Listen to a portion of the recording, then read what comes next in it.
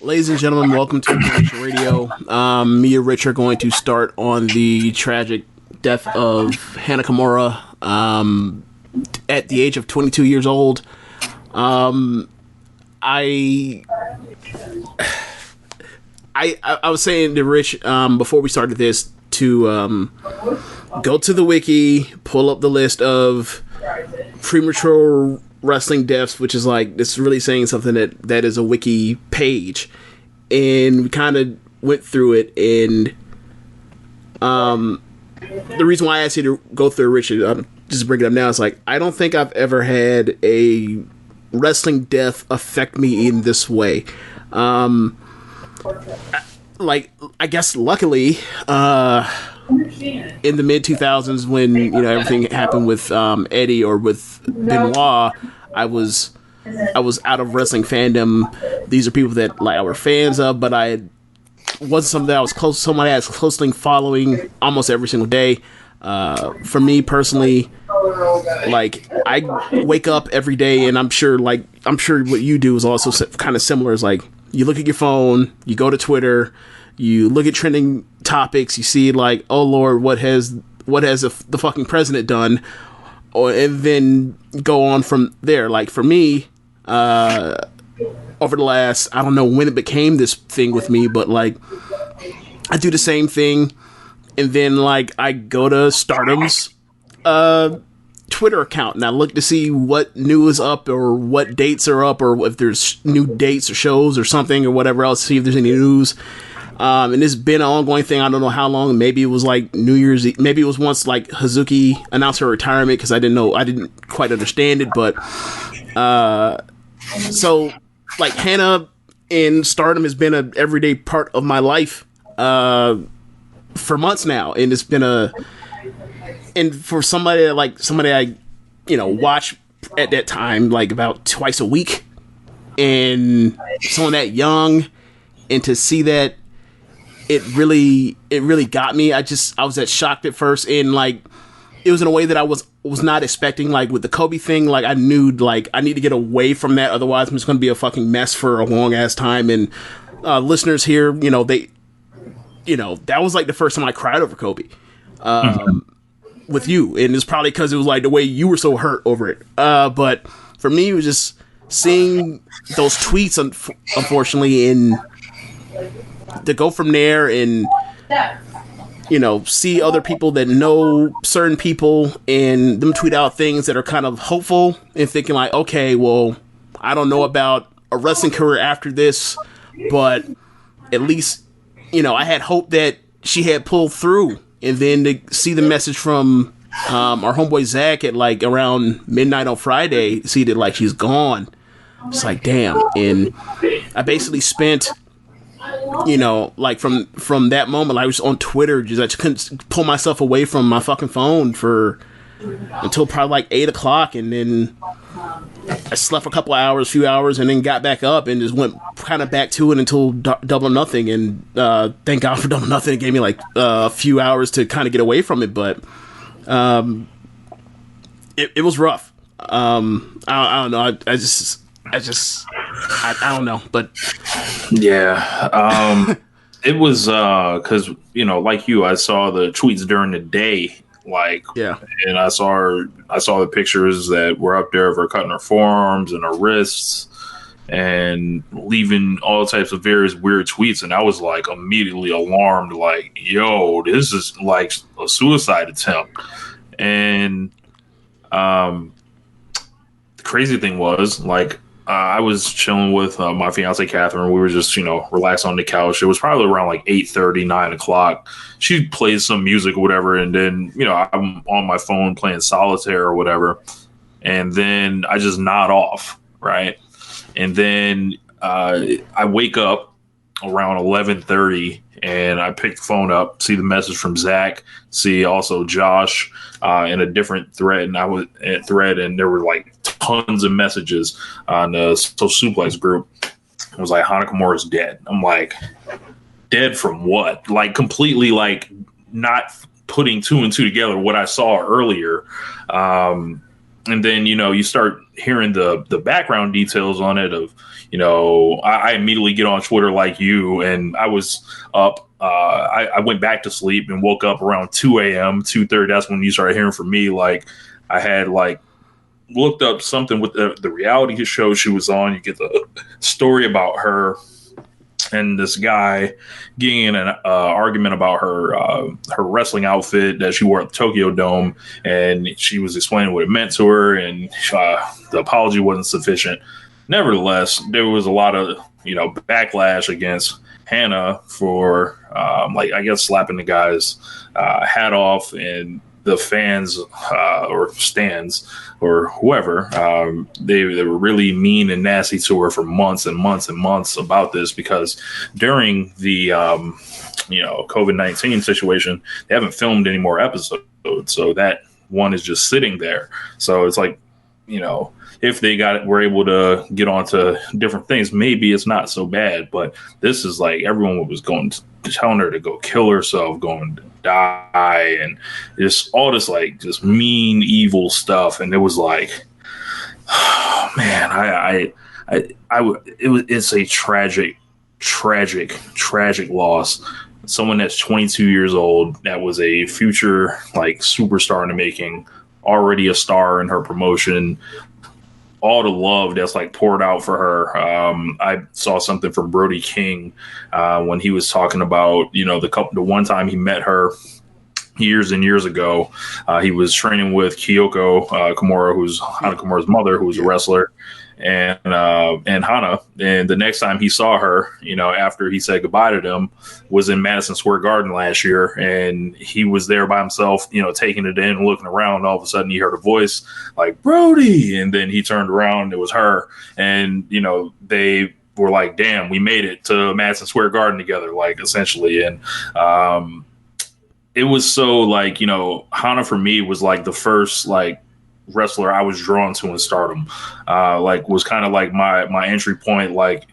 Obviously she was gorgeous. She was, swaggerific, and she had the look and everything like that. And then it's funny, we're going to talk about Arisa, who later became my favorite Stardom wrestler. But seeing Hana was kind of your entry point, oh, she's cool like that. So I'll see what was going on, and then eventually you meet the rest of the wrestlers, per se. But as she went on, she wasn't my favorite wrestler or anything, but she was definitely we knew what it was. She was gonna be a star, a big star eventually. She probably would have eventually came to America,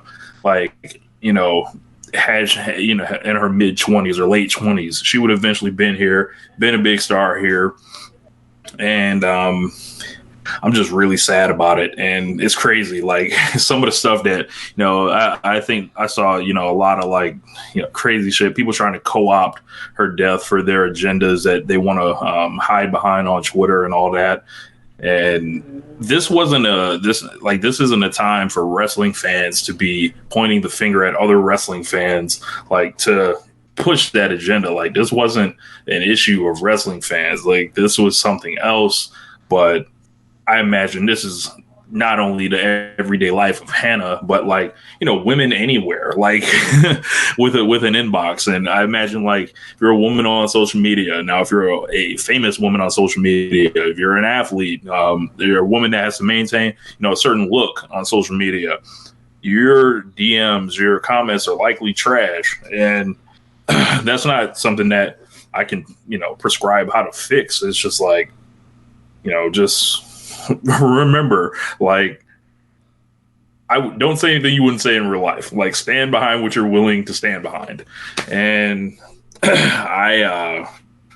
looking at seeing that 1997 through 2020, it was just fucking jarring. And seeing every wrestling promotion in the world, essentially except one, really kind of publicize it, just drove it home. The wrestling community that there is, ROH, Impact, AEW, there were a couple more promotions, NWA, Pro Wrestling Eve, New Japan. Everyone's putting up these things, and a lot of wrestlers from WWE, who wouldn't normally say anything like that. Retired wrestlers, just lots of people. This was a huge story. As far as like a mainstream interest story, like of wow, I can't believe this would happen. Why would this beautiful like woman kill herself at 22? And then you start, putting it all together, and it's you can see, it broke her.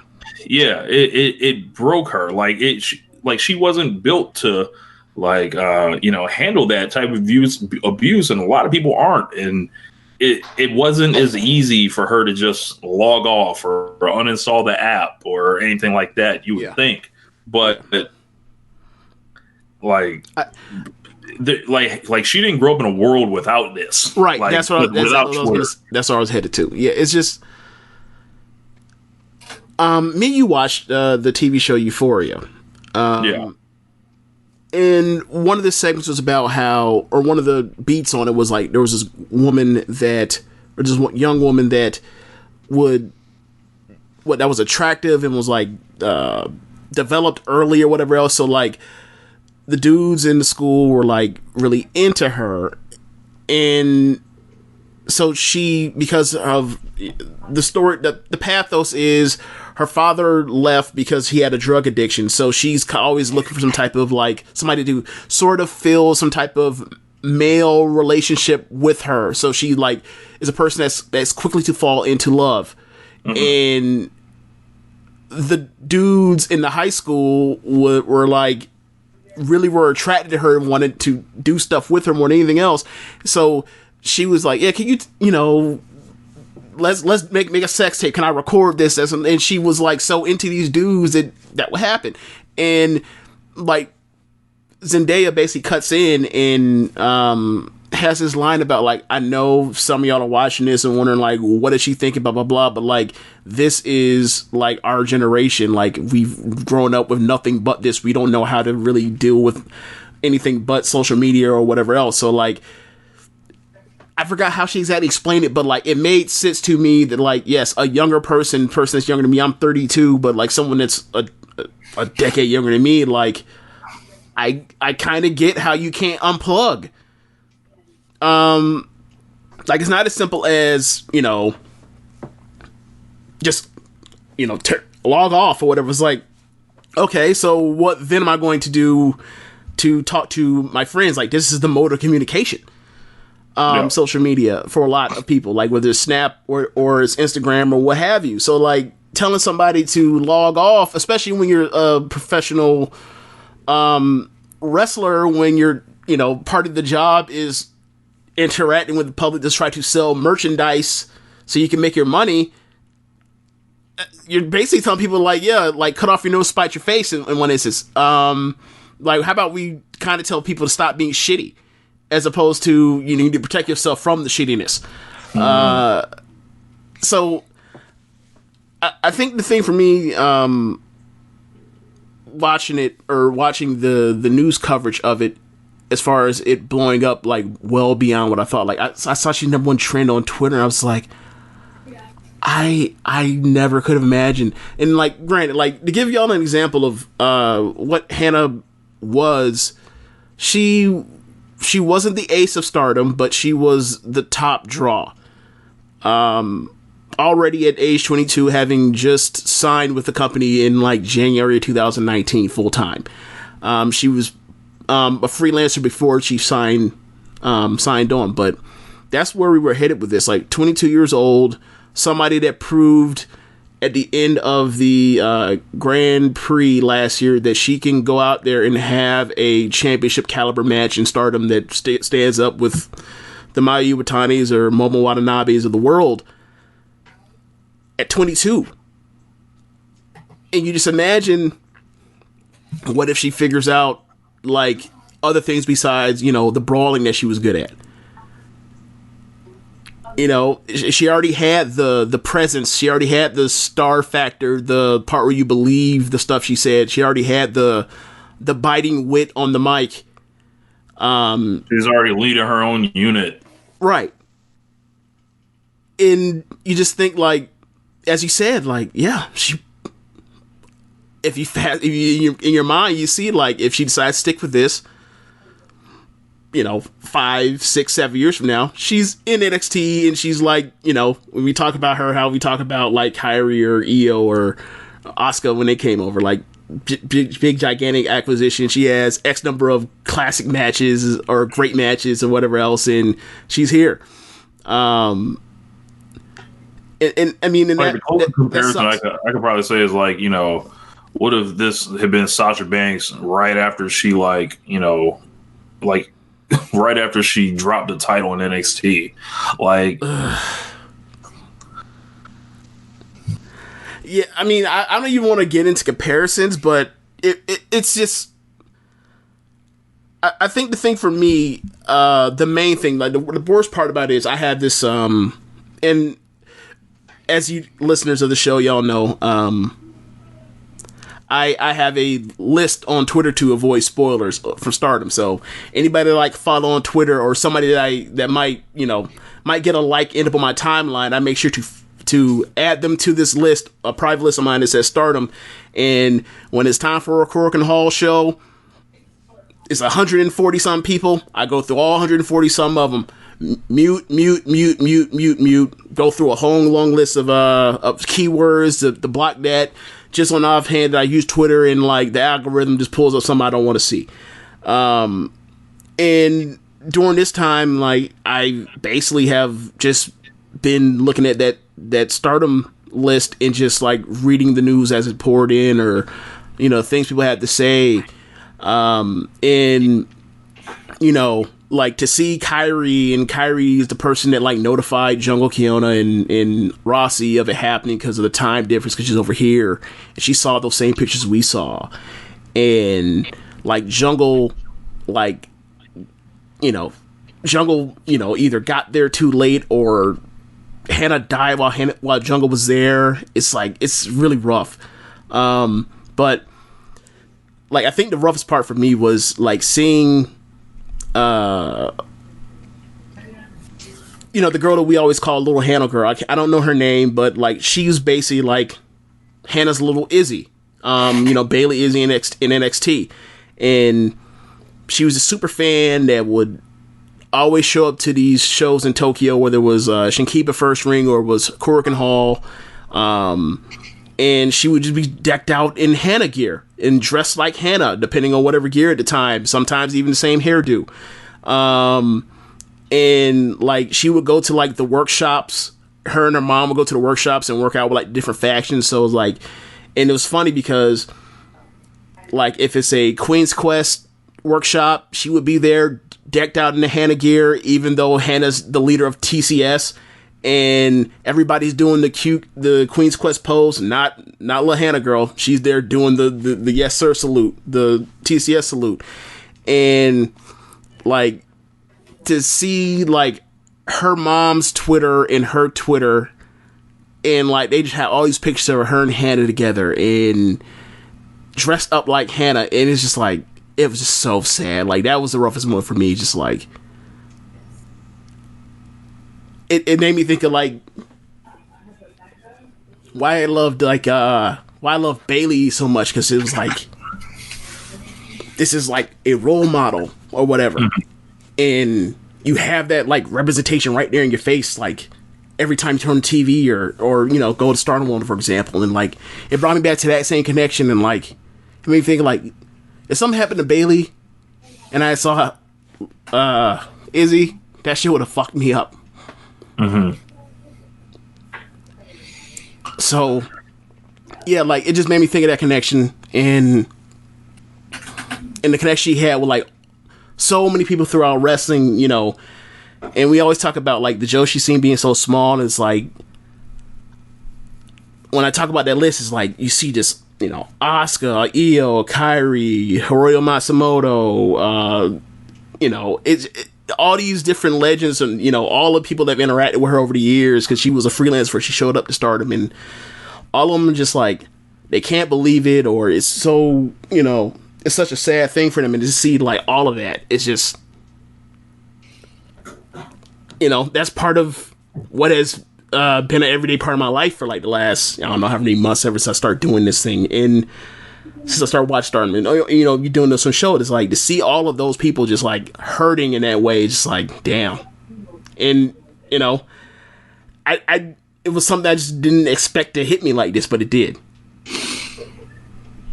Yeah. Rest in peace, Hana Kimura. This didn't need to happen. This is this is a real like I don't think there's any like wrestling precedent to this unless you want to go back to like the Von Erichs, and this is like a way different situation than the Von Erichs. So she dealt with a lot growing up, even as a child. So yeah, this could have been building up from then. This is somebody that was terrified of wrestling because her mom was a wrestler. Her mom was a badass.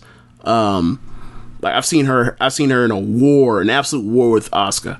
Our Asuka, not Asuka now in Japan, but WWE Asuka, when she was Kana. And I saw Hana in an interview. This is right after Bushiroad bought Stardom, and they're doing these like kind of like profile pieces when they were trying to recruit talent. Remember how they were trying to recruit new people, and they had people that had like these interesting lives, like Tam's. Tam used to be in a pop group. Jungle was actually doing charity work in Senegal. Utami is like the daughter of grew up on a reality show. I don't know if you knew that. Like she was like she's like one of seven kids of this dude that's a celebrity. There's some reality show celebrity. And Hannah's was as this, talk about it as a second generation wrestler. And her whole thing was like, I used to, be in the hallways and I would sell merchandise for my mom with my grandmother. And I would watch her and watch the wrestling, and it used to terrify me. I never thought I was going to wrestle. I used to tell her I was never going to become a wrestler. And then she eventually became a wrestler, and, that's where she was headed. Like she was recruiting people to become a wrestler by telling her story. And she's gone now, but I hope whatever. She was such a positive person that I hope that whatever positive messages or positive moments she's had with people, I hope that those are the lasting memories of her for people. Yeah. I hope we get like more stories to come out, just about different wrestlers, like, cause that's really all we're going to have left. Like, it's not like she's leaving like, children behind or, tons and tons of matches. Like she's got like, pretty much like a solid year's work. As a signed, actor in Stardom, and, the way Stardom's profile has risen in the West over the last year, like we actually got to see her in person by chance. Twice. Like last year at within 2 days, like, or the same, I think not 2 days, 2 days, because the Saturday show was MSG, the Friday show was Stardom. Yeah.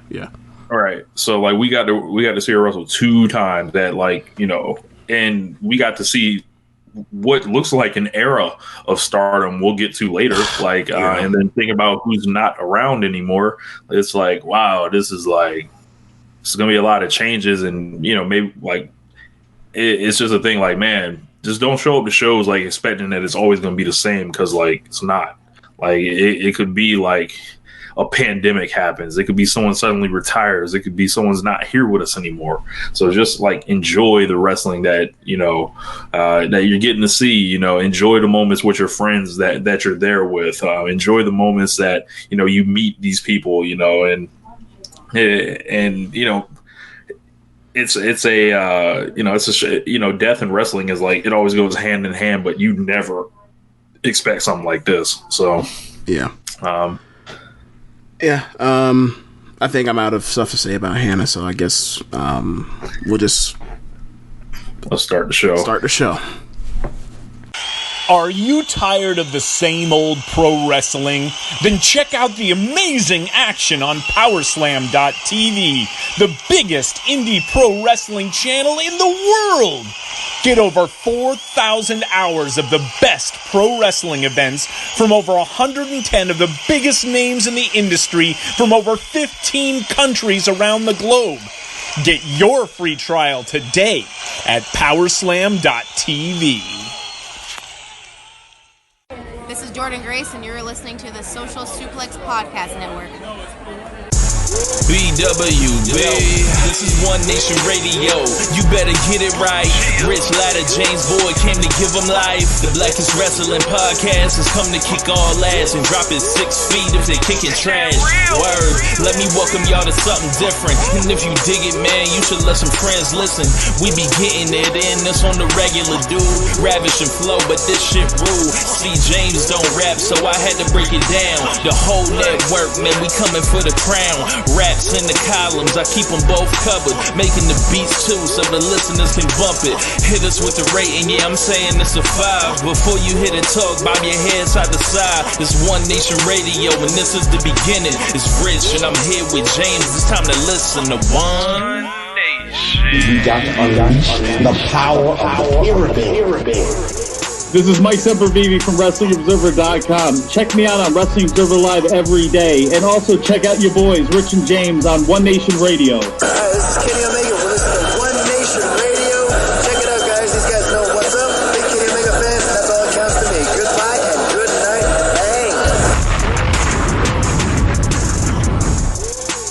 Bang. Okay, y'all. So, we're going to transition over to AEW Double Nothing last night. I thought it was a great show. It was a great show. I end up because y'all, I don't know if I should blow up y'all's spot or what, but like, y'all, you care or what? Should I mention what happened last night or no? I don't know what you're about to say, so I mean, okay, so I watched it alone.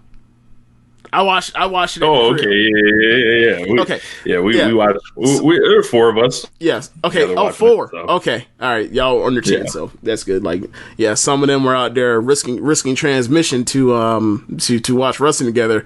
I decided to stay my ass at the house. So like the talk that I heard from y'all watch party, I guess 4 people. I guess it's a party. Was a lot more positive, just like I was positive, but it was even more positive. So for me, like, I was like, with this Hana thing, like, I've only gotten like 4 hours sleep. Maybe I'm just, I'm not into it the way that I normally am. I don't know. So I watched it again, and a lot of the matches there was no matches that on rewatch I thought lesser of. But there were a few matches that I thought higher of at first, and there were already matches that I thought like highly of anyway. But yeah, this was a great show. And the only matches that weren't great were like the matches that weren't designed to be great because they went short. Yeah, man. I fucking loved this show. I was burying this show in the card for days in our group chat. I was concerned about where the great matches would be. I was concerned about, some of the pairings. I was just looking up and down, like just unsure of a lot of stuff. And I thought, they were headed for a brick. Like, and I felt like the title match was cold. I felt like, Cody and Archer were gonna, I didn't think it would go that well as it ended up going. Do you think there was gonna be more like interference? Yeah, so I thought they were gonna like just completely overdo it like normal. Gotcha. They overdid it, but it did not to an egregious degree where it's like throw your hands up like during the MJF match.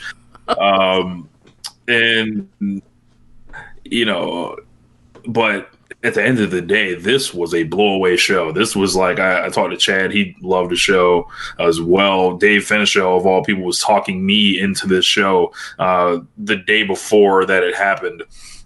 And, it just showed me like, never bet against these guys ever, like under any circumstances, because they're way too creative, they're way too motivated, and they're way too like concerned about holding themselves up to the standard that they've set. And I felt this special feeling like I was watching this like moment in time with this promotion at the end of Revolution. And then I looked over at Jeremy and I was like, man, I feel like that special feeling again after, watching the Stadium Stampede match. And it was like, fuck, this is great. Like, it's so great to be like invested in wrestling that is going to pay off at the end, that whether the good guys win or not, but if they do, it's going to feel really good and it's going to feel earned like at the end, and it's going to feel like, man, there was a reason that I gave all these hours to this program, and it's not just they'll fuck you with a DQ and just roll the shit over. It's like, I feel like they really care. I feel like everyone that went to do this show in the society that we're in right now with the fucking pandemic, like, imagine if there were fans at this show. Oh my God. Like we're talking about a show of the year contender. Like, this was just like, it was brilliant. I think it's a show of the year contender even without that many fans there. There were some fans there, but not that many. Yeah. I want to know do you think Floyd's furious that he couldn't make the list of like the 50 to 100 people that were there? Yes. He was definitely trying to get the invite. Don't care. But this was like, it was like, yo, I was like going into the show like, oh man, I'm gonna have to bury this shit, because like I was burying it ahead of time, and I was like, I'm gonna have to be objective. I didn't want it to be. I was like, I didn't want it to be bad. I'm like, well, what the fuck, man? This ain't what I'm used to. Like, this is bullshit. And then they came out here every fucking match. It was like, oh, this is good. Like, and it started during like the Jungle Boy MJF match. Like, shit, they having a match. Okay. Were you actually worried about that match though? I kind of was, just because like my thing was like, all right, MJF, we thought we knew what MJF was, right? And everything that we've seen from him thus far, and Jungle Boy just hasn't had that chance to really like get out there as much. And it was like, I was like, all right, he has to send a message and be like, all right, I'm here. I have to arrive. So it's going to be hard for me to just bet and be like, that guy's going to make himself like, he's going to grab some real estate tonight. Like, it's hard. It's hard to like just kind of predict. That's fair. But that's fair. I should have known, because these guys they have great chemistry historically. Yeah, like I saw someone say their AEW match earlier. Was it the beginning of this year, or was it the end of last? It was on the boat. Okay, it was on the boat. Yeah, I liked that match, so I wasn't really that concerned about them. But to get to the level it did, it was like, oh man, it felt like Jungle Boy was out there at PWG, and then MJF was like right there with him, and it was like, yeah, so he gets someone that can wrestle, and he can hang right in there. Oh, I get it. That made me think that, oh my God, what if we're seeing a Flair like guy in MJF, and like, I've seen people say like, this is like watching Flair and Steamboat in the 70s. Like, we're going to have like 15 more years of like going against each other, and it's only going to get better. Like with these guys, if they can just like, these are career rivals right here. I thought, I'm glad you brought that up, because the next thing I was going to say is I thought that this was basically the B side of Darby and Sammy, or it's like, that's one rivalry with the young dudes that eventually like you think are going to be like lifetime rivals, and then over there is like they matched it. They finally, like, this is their second match, but like they finally have one that they could put on there and say like, yeah, this matches up, is on par with y'all stuff, Sammy and Darby. So yeah, I'm glad they finally got it off the ground in that way. Like, I remember the match with Jungle Boy and MJF that apparently was on the boat. I don't remember where it was, but I remember really liking it, but I didn't think it was great. But this one is like, they improved upon it because it wasn't a TV match. I mean, do you want to go down? Do you want to go down the card in in chronological order?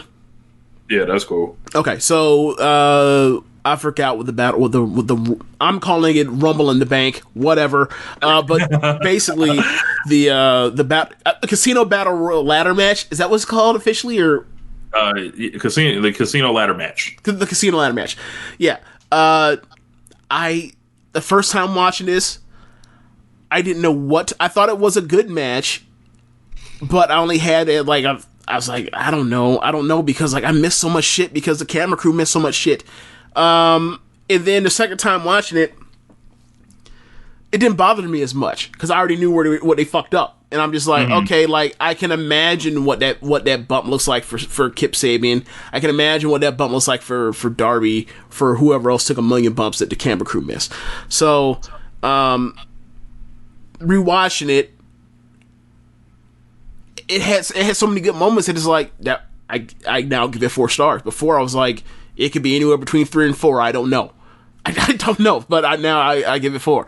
I ended up loving the format because I always was feeling this sense of like, well, who's next? And it was, rather than everyone just being out there and then people were laying around and falling asleep ahead of time, it was like, all right, there's only a couple of us in here, so we're fighting. Then just one guy at a time, I thought was a really like strong format. Like I thought it worked out like I anticipated. What I will say as far as the laying around, on the second watch, this didn't get me the first time, but the second time, Darby did almost. Oh, Darby was out. Yeah, he put that Alexa, but he didn't win. yes, yeah, but, pretty much. Like he did that one spot. I will say this though, that ladder bridge, y'all. Look, just use wooden ladders because when I can see the cut on the fucking ladder, and then when you put any weight on the ladder and like the shit bends in the middle, like y'all got to do better. Y'all got to do better. Just buy wooden ladders. Just buy wooden ladders. But yeah, like aside from that, like it made sense. I don't know, like they're gonna have to do some work on the back end with the Taz, Darby, and like. We'll talk about the winner. Well, the winner, we had the mystery man, who ended up being Brian Cage. Yes. Who very excited for this gentleman to join the promotion. Yeah. He was great. I will say, did they have a drug policy in AEW? Not that I know of. Because, boy,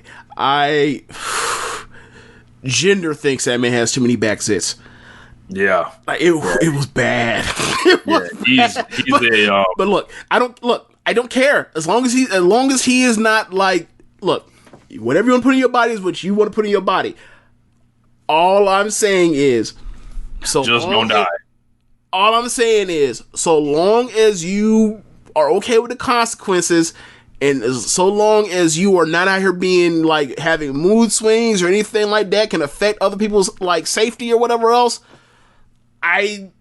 Whatever, do you? But he probably on the TUE joints. Oh yeah, good point. He's like, I ain't on it no more. But I need to keep my ratio where it was. I can't make no more myself. I done burnt that shit out.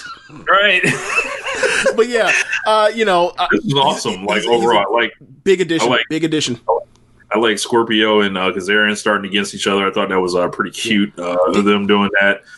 Okay, so they did the spot where Janela came out, cleared out the ringside area. Kazarian's on a ladder, throws out Janela, and then he goes to climb up.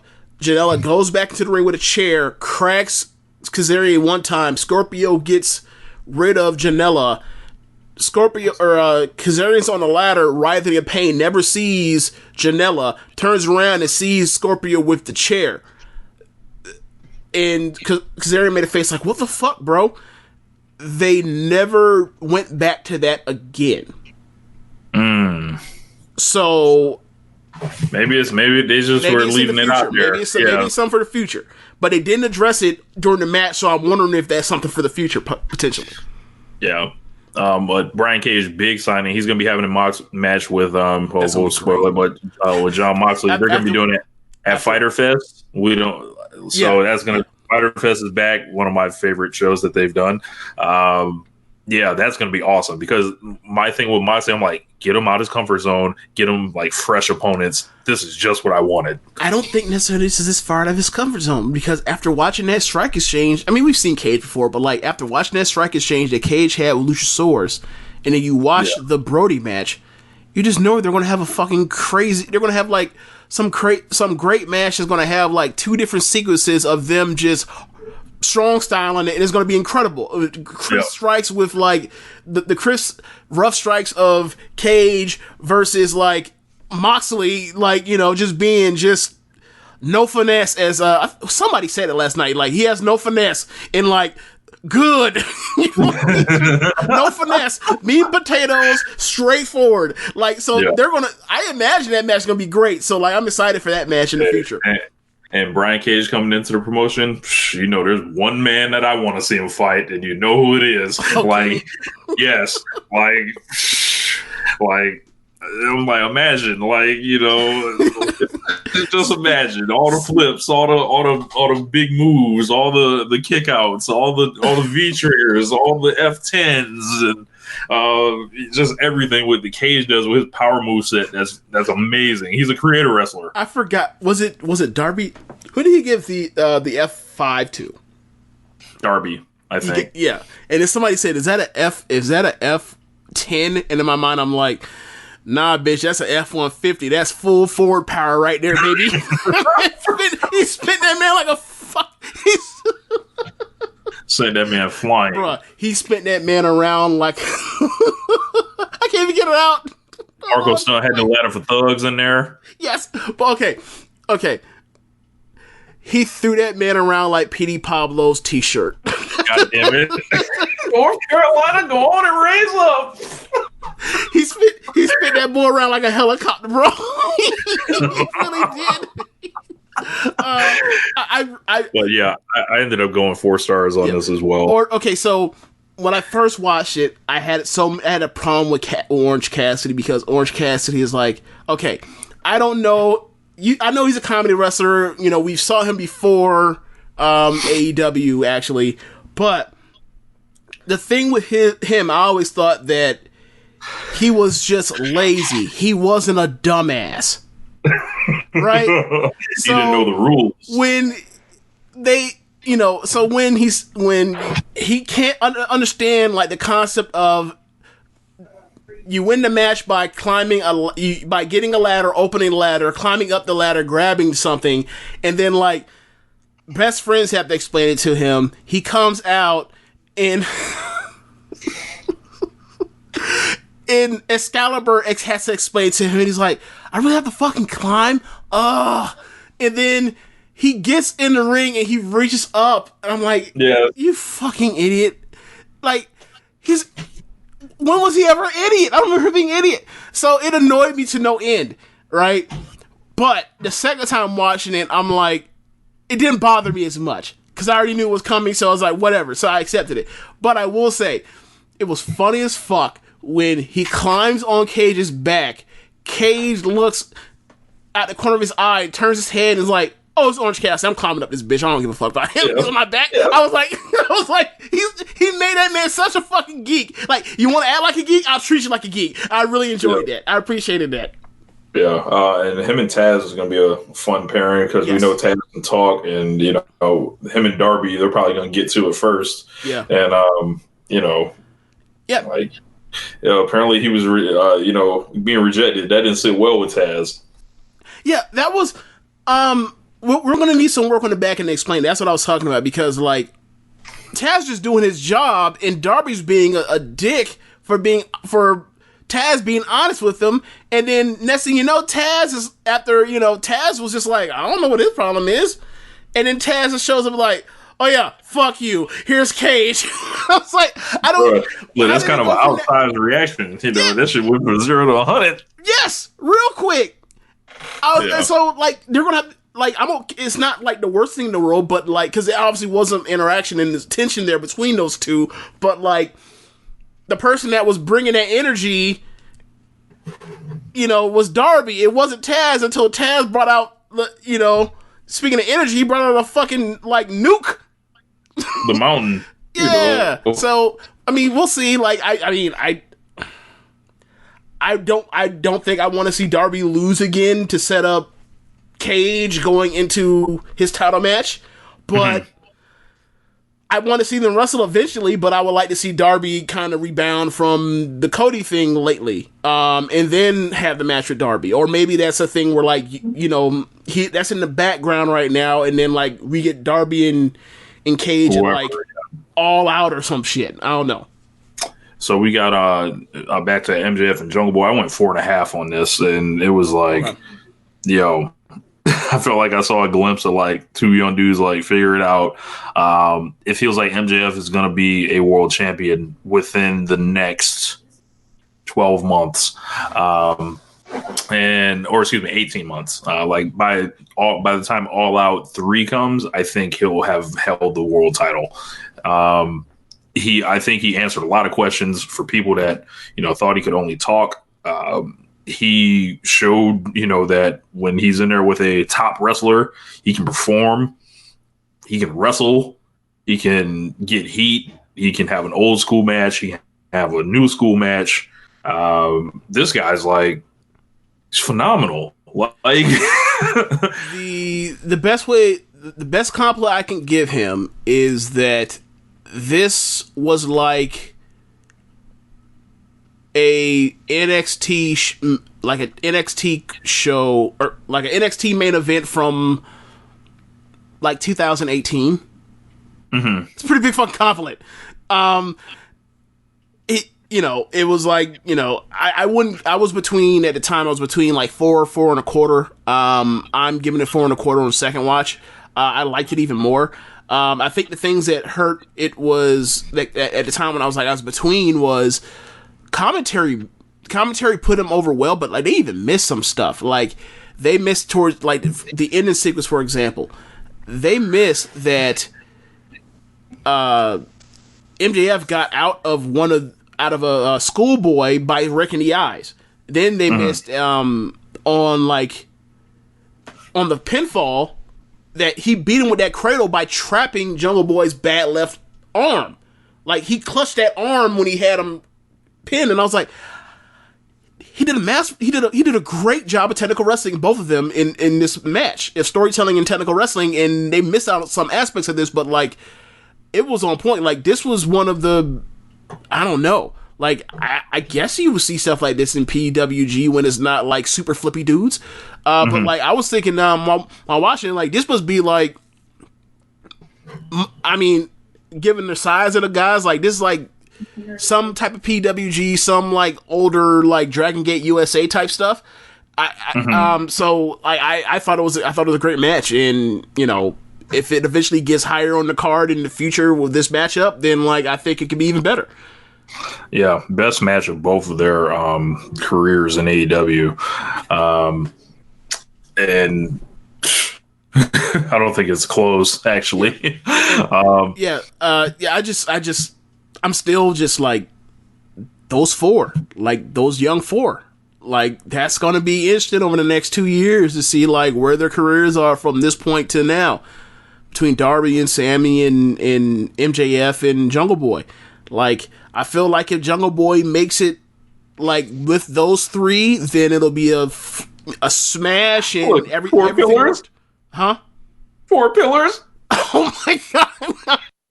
Because at this point you have to include Hangman, but Hangman might just be a tad older than he might. I think Hangman's 27 or 28. I think Hangman's older than that, or I think he's above that grade. Like he's already. Like I would consider Hangman to be like in that Pac range where like he's either you call him an upper mid carder or you call him a low main eventer. Mm-hmm. Like he's in that small little window that they have in AEW, and then like, but the 4 that we mentioned, like those are all flat out mid carders right now. I mean, they pushed MJF like an upper mid carder, but he's not there yet. But this match is going to go a long way. His work, his work on the mic and with this kind of match or whatever else, and the push he's had, like, he hasn't lost. Right. Would make you feel that way. Like, I get you. So if you feel that way, like, he's already in that pack. But, like, I mean, if you want to say he's better than Pac, I'm not going to agree with you. And we can fight tooth and nail over that one. So yeah, what was the next match after that? Was it Cody against Archer? So this is a great time to talk about Mike Tyson came in with the unfinished TNT Championship. So I guess something happened where they weren't able to complete it, and it's like silver instead of gold. Right. So I thought it was hilarious because I saw certain people complain about, like, you know, something along the lines of AEW got lucky may or may not have gotten lucky because they unveiled a brand new red championship belt and there was no crowd there to shit on it. But then again, AEW fans are, you know, sheep, so they wouldn't have shat on the belt, like talking about the Universal title. Meanwhile, this person said this. Most tweets I see on my timeline is, this belt is garbage. So I was like, are we not on the same internet? Yeah, it's whole different timelines. I saw people, like, I heard everyone talking about it before I saw it. First time I saw it, I was like, huh, that's kind of basic. Like, when I first saw it, then I heard the story, I was like, oh, it's not done. I'm like, then I just didn't think about it again. And then everyone was just continually like, this is fucking trash. Like, I'm like, they said it's not done. Like, I don't look, I'm sorry. That belt was like, look, I don't know if it's a better idea if you just say, like, look, the belt ain't ready yet. You have the title, but we don't have the belt ready for you yet. Because after all, Vince, the belt is not a championship. It is a trophy commemorating you being the title of being that champion. Vince, like, his whole thing about, like, it's not a belt holds in your pants. It's a title. No, it ain't no fucking title. You being that the fill in the blank champion is your title. That is a trophy. Whatever. So anyway, I thought that, like, them taking pictures with it and them displaying it, I don't know if they should have just, if they've been better off just not even showing us it not completed, and just, like, when it's ready, it'll be ready. And, like, I don't think Cody is going to be losing it no time soon anyway, so by the time is ready, he can unveil the belt at, like, the next pay-per-view and be like, this is what it really, this is it. I don't have the belt. Or maybe they feel like, without nothing in place, it just looks janky or whatever else. Maybe they feel bad for Cody. Like, look, we're not going to make you AEW champion. Yes, we understand you're the top babyface in the company, but, like, we gonna make you this other champion, making the importance of the secondary title, and we can pretend and slap these people's head into believing in the second title like it's just as big of a deal. So got Cody bought in on it, and then all of a sudden Cody's like, well, where's the belt? Oh, we can't give you the belt, bruh. You gotta give me something, bro. you have to give me the belt. So they gave that man an unmade belt, and then, like, have you seen a picture with him and Moxley? Yes. Like, bro, that's like, what's the difference between a 4.0 and a 4.6? About 30 or 40 grand cost sucker beat it. Like, obviously, like, yeah, bro, it was really, really, he was out there lacking. Like, bro, all it made me think is, like, God damn, the AEW championship is beautiful. Like, that shit is like the clear. It was like, you see two dudes, and, like, they got chains on, and one person has the way nicer chain, and, like, Cody should just, like, either put the belt aside, or he need to tuck or pull, like, and hide his belt. Like, he need to tuck that chain, bro. Like, that is it just don't work. We ain't balling the same. Yeah, we the money is longer. Different hoops, bro. We shooting at different hoops. But yeah, as far as the match, I thought, like, this is a match that I watched it, and then the second time I watched it, I thought before I was like, maybe 3.5, and then I watched it, so I'm like, yeah, that's 3.5. It probably would have been better served going shorter, not much shorter, but like maybe like 3 minutes. But for the most part, Cody bumped for that monster like he was 96, 97 Shawn Michaels. It was a sight to behold. He was out, like, he took the bump when he bumped on the mat from going over, basically going over the barricade when he was outside the barricade area. He took a bump where he got Gorilla Press slammed out of the ring over the corner onto the mat. Like, he gotta feel sore. That's the best I can explain. Like, he busted his ass in this match. I thought that Archer was Archer from what we've seen in these matches, except it wasn't a squash match. It didn't go super short. And I don't know if they utilized Arn and Jake as well as I thought they would have, but you know, it wasn't overdone in my opinion, and it was all the stuff that happened was really just towards the end. So like they did it, and then like it went immediately to the finish. So I don't really have much of an issue with it. This was one of the least bullshit matches that Cody has done.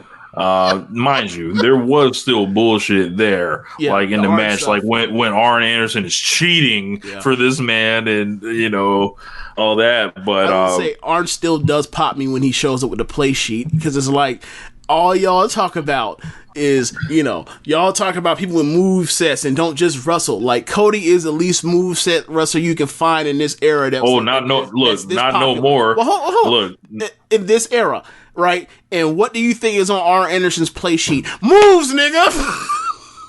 I love it. Cody, like in the words of Jeremy, Cody wants to be Will Ospreay so bad.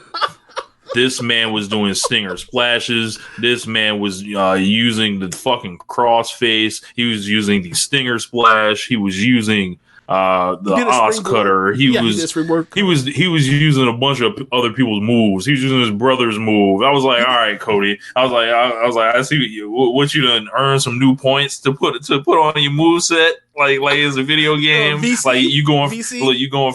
Yeah, you going further in the career mode, so they gave you some more points, and you equip some new stuff. All right. Oh man. But I gave this 3.75, so okay. I didn't go to 4 because I didn't think I think it went a little long. Yeah, I didn't consider it 4. I would have went for the squash though. You know, I thought Lance was going to get him out of there. Real quick. You know, don't at Rich, don't at me, Floyd. You know, that's the only reason why you said that was just to rile up Floyd, and I'm gonna have to hear he gonna blame me for some shit that you said. Oh man, I thought we were going towards the squad. That would have been a nice change of pace. No one would have seen it coming. You know, could have had Mike. Could have got the photo op with Lance. You know, and Jake. You know, together. One thing I gotta say for Jake, he didn't do much in this match, but like when he's fucking with Cody at the end. And then Cody hits the DDT and it stares at him. Yes. And then Jake wants to get in the ring because he's pissed. He uses fucking move. And then laugh and pop. JR, this was a detraction.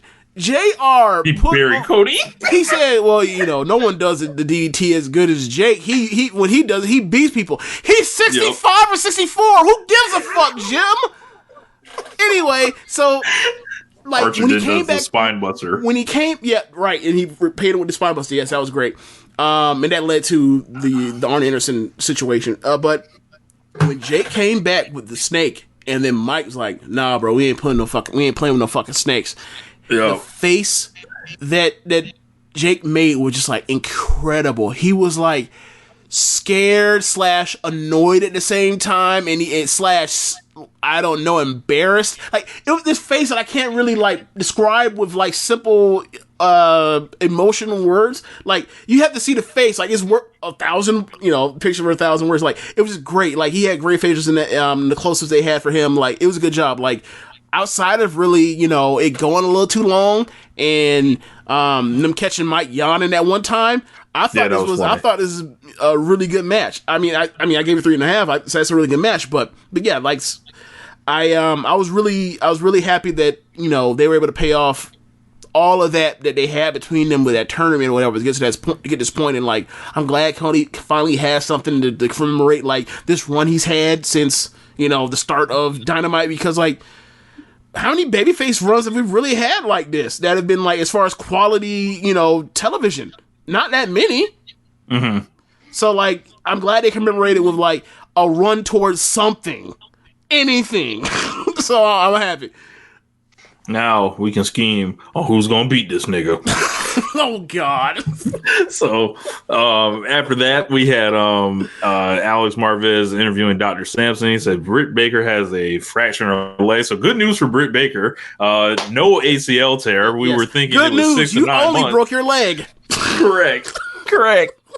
So she had a LCL and a tendon tear, but apparently the patient was worse than the injuries. So according to the doctor, so this was a real medical staff person, because that person was clearly reading scripts and was not like really did not want to do this. That's what he seemed like. He looked uncomfortable as hell. But they said that at after the press conference scrum afterwards, that like it's a 6 to 8 week injury, so like that is so much better than us thinking it's gonna be 6 to 9 for torn ACL.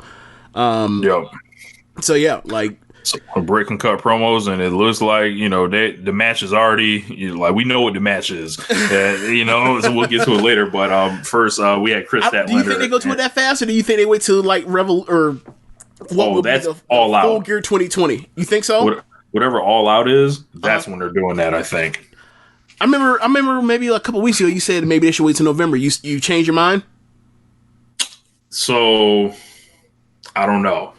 I think it's one of those two shows for sure. Yeah. But that's the money match. Like like it's abundantly clear. Yeah, I think she needs to have the belt for like 6 months or something long. So we had Chris Statlander and Penelope Ford here. I enjoyed this. I gave this the Gentleman's 3. I thought Chris was excellent in this match. She was like all gas, no brakes. Like when she was diving through the ropes, like physical, tough, big. I think she's a superstar still, and she's just like. I love big, strong athletes, like especially in the women's division. Yeah, I thought this is an average match. I'd probably go, if I had to give it a star, I'd probably go like 2.25, 2.5. Okay, so I believe I'm not writing either one of them off, like especially Stat. Like Stat is somebody that Well, this is more of a comment. Actually, I'm not even going to use Stat, because Stat is in a category of like she just needs more consistency, and she needs she needs to go to Japan for like 6 for a tour and tag with Jamie Hayter, and so she can show you how to just run and hit people and and not be afraid to lay it in. But what I will say is, when it comes to Penelope, I think Penelope could become good eventually, but I think in the process of her trying to become good, she is going to get herself fucked up a lot. Like it's almost as if like her head is a magnet, and like the concrete on the floor is metal. Like there was one spot during the tope when her and Kip are catching for incoming Stat, where like she almost Kairi Saned herself onto the concrete. There was a few other spots where it's like she just bashing her head on the mat, and I'm like, you're not gonna be doing this long if this keeps up. So I don't know what you need to do as far as trying to get yourself together, but please do, because it's not gonna be pretty for you. You keep doing this. I hope she's okay. But Statlander ended up getting the win. Kip Sabian was fucking hilarious, coming out here on crutches and his legs wrapped up and shit. So then we got Shawn Spears, and he came out in a suit. They did the deal like it was Shawn Michaels in Montreal with a fake entrance. I was dying laughing.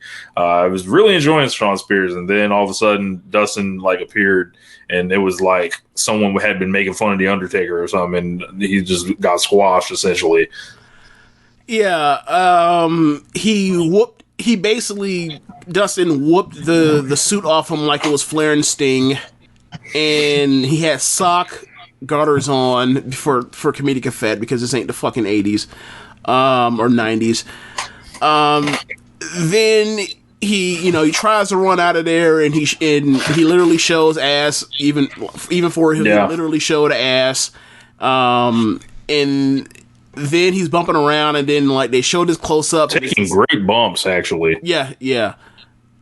This was a match that, like, if they actually were trying to have a match, they probably could have had a good match, just flatly good, but, like, it went like 4 minutes, like less than 5 minutes, and it was just mostly just like to reestablish them. Huh?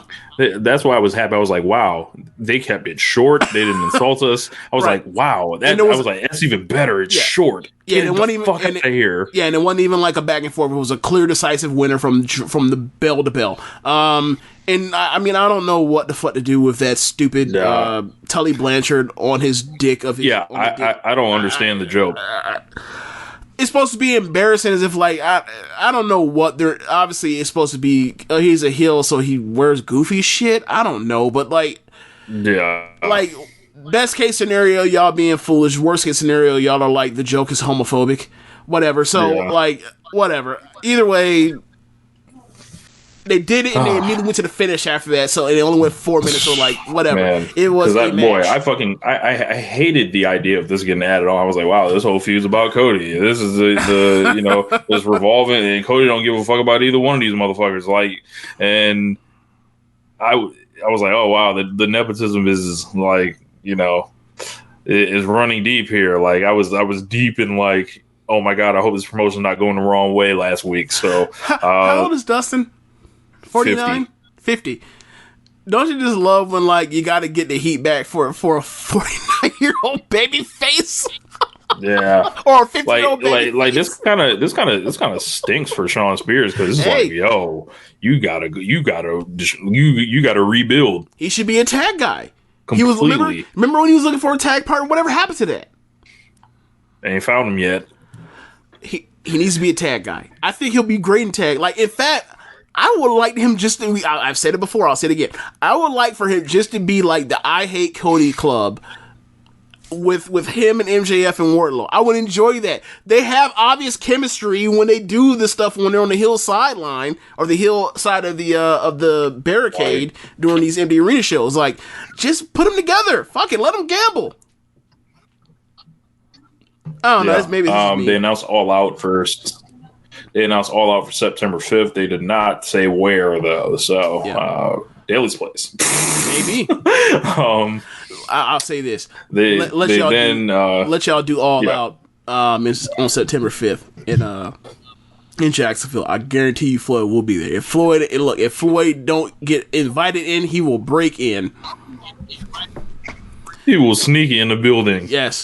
Yes, that man was like, all right. We'll put the Cody Rhodes thing around his face, like the joint he sent out on Twitter last night. He will wrap it around his face and get in the building. Nah, he'd be like, look, you can invite me and I'll gladly be tested for COVID, or I can show up and y'all will rue the day that y'all didn't let me get tested for COVID. It's one or the other. Pick one. Floyd ain't playing with y'all. Y'all better hit Floyd line. Quit playing.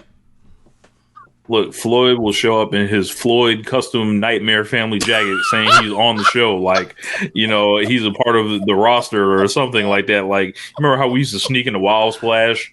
Floyd would be pulling one of those. Are we past limit of yes, statute limitations? Way past it. Okay, fine. Yeah. You know my favorite way we ever snuck into Wild Splash, and Wild Splash is like a big radio station concert, like a lot of like regions. For those that know what Summer Jam is, imagine that for Tampa Bay. Like a couple years, like in 2013, it's normally like spring break time, so like 2003 we had 50 Cent like a month after like Give a Shit Not Trying dropped.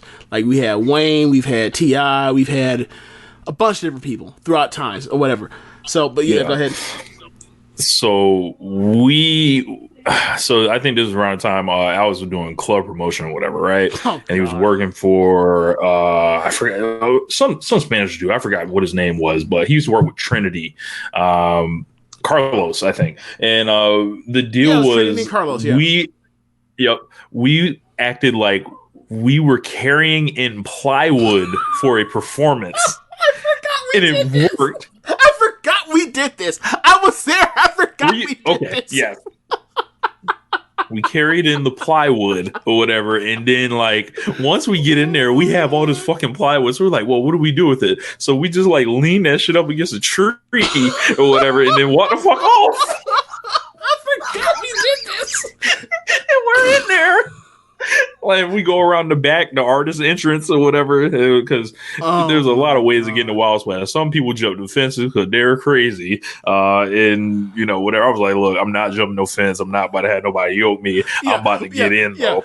No. Think of how you're saying this. Like, yes, you make yes. I'm not someone that's willing to risk like jumping a fence and getting hemmed up by the police. But I will. What I am willing to do is I'm willing to come out here and deceive them with this fucking plywood as if I'm about to build a fucking clubhouse and walk out. Bro, and this wood. These wood planks, they're like 10 feet long, so you need like 2 people to carry them shits. So my God. You'd be like, yeah, of course they let him in. Like, of course they doing something. Who would possibly think of bringing to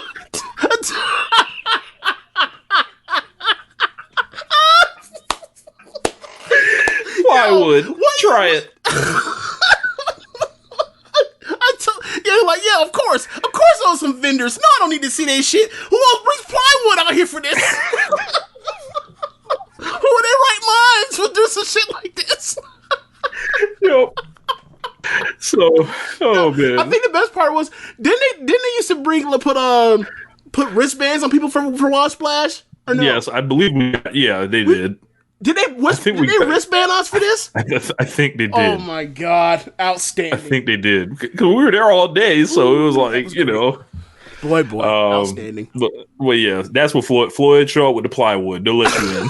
Say this is part of Cody's interest. They'll never know the difference. Yo, this might be best of. This might be best of 2020. Yes. Oh man. All right. Okay. So up next, we had the Hana Kimura tribute from Excalibur. That was really nice of them to throw that in there last minute.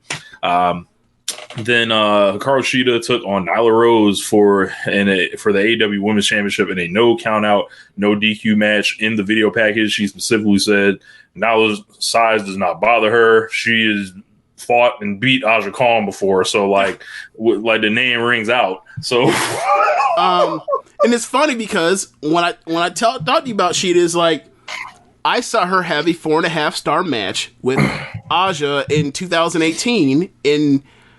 This is like once she got signed to AEW, I'd never seen her before. I watched the match because it's a recommended match in Joshi City, and I'm watching like, holy shit, this woman is brutal. She take a pounding, a beating, and she give it right back out. And Aja's in entirely different, maybe like 3 times removed from whatever she was when she was in her apex, and it's still great while she can't move at all, Aja. So like, I imagine what she could do with other super capable in their prime wrestlers. And this match isn't nearly as brutal as that match was, but it had a lot of the same elements of like babyface in peril.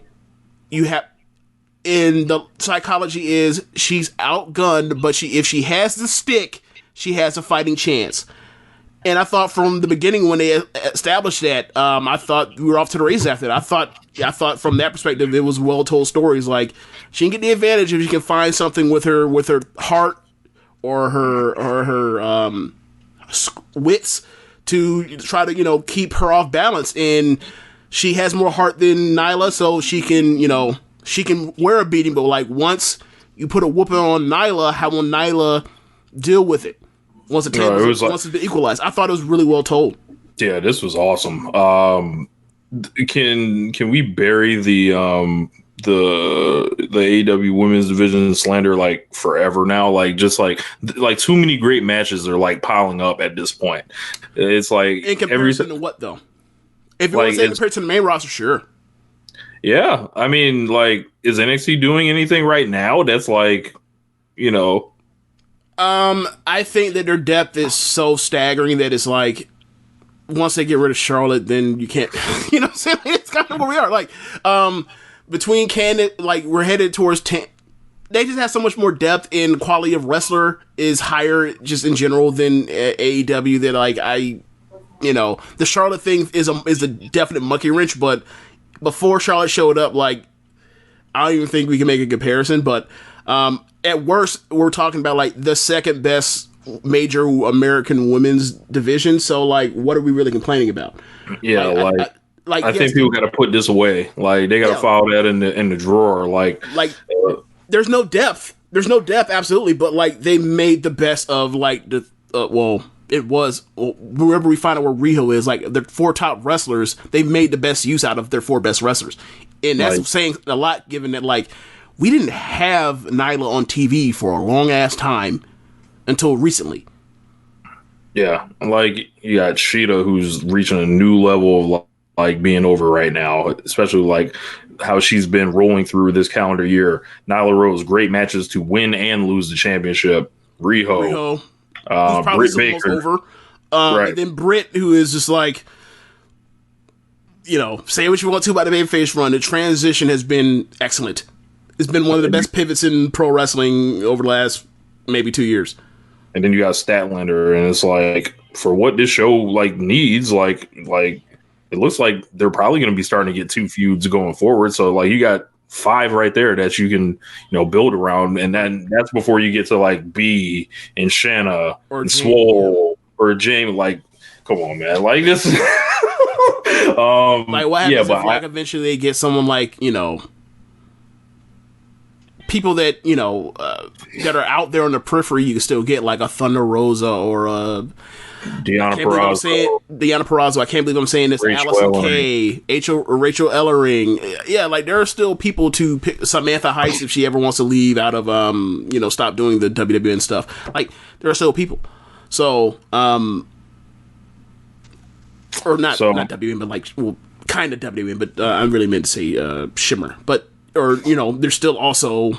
I can't say that she's with ROH now, but never mind. I was going to say Savoy. She's in ROH now, but yeah, like there's still people. So originally I went 4, but like rethinking about like how much I like this, I think I'm going to up that to 4.25. So Hikaru Shida wins the title from Nyla Rose, and Nyla was awesome. Like whenever she's asked to like go in there and run it. Hey, you put her in there. You she works well with the Japanese women. I was going to ask you, is she AEW Shayna? There's a lot worse things you can be. Oh yeah.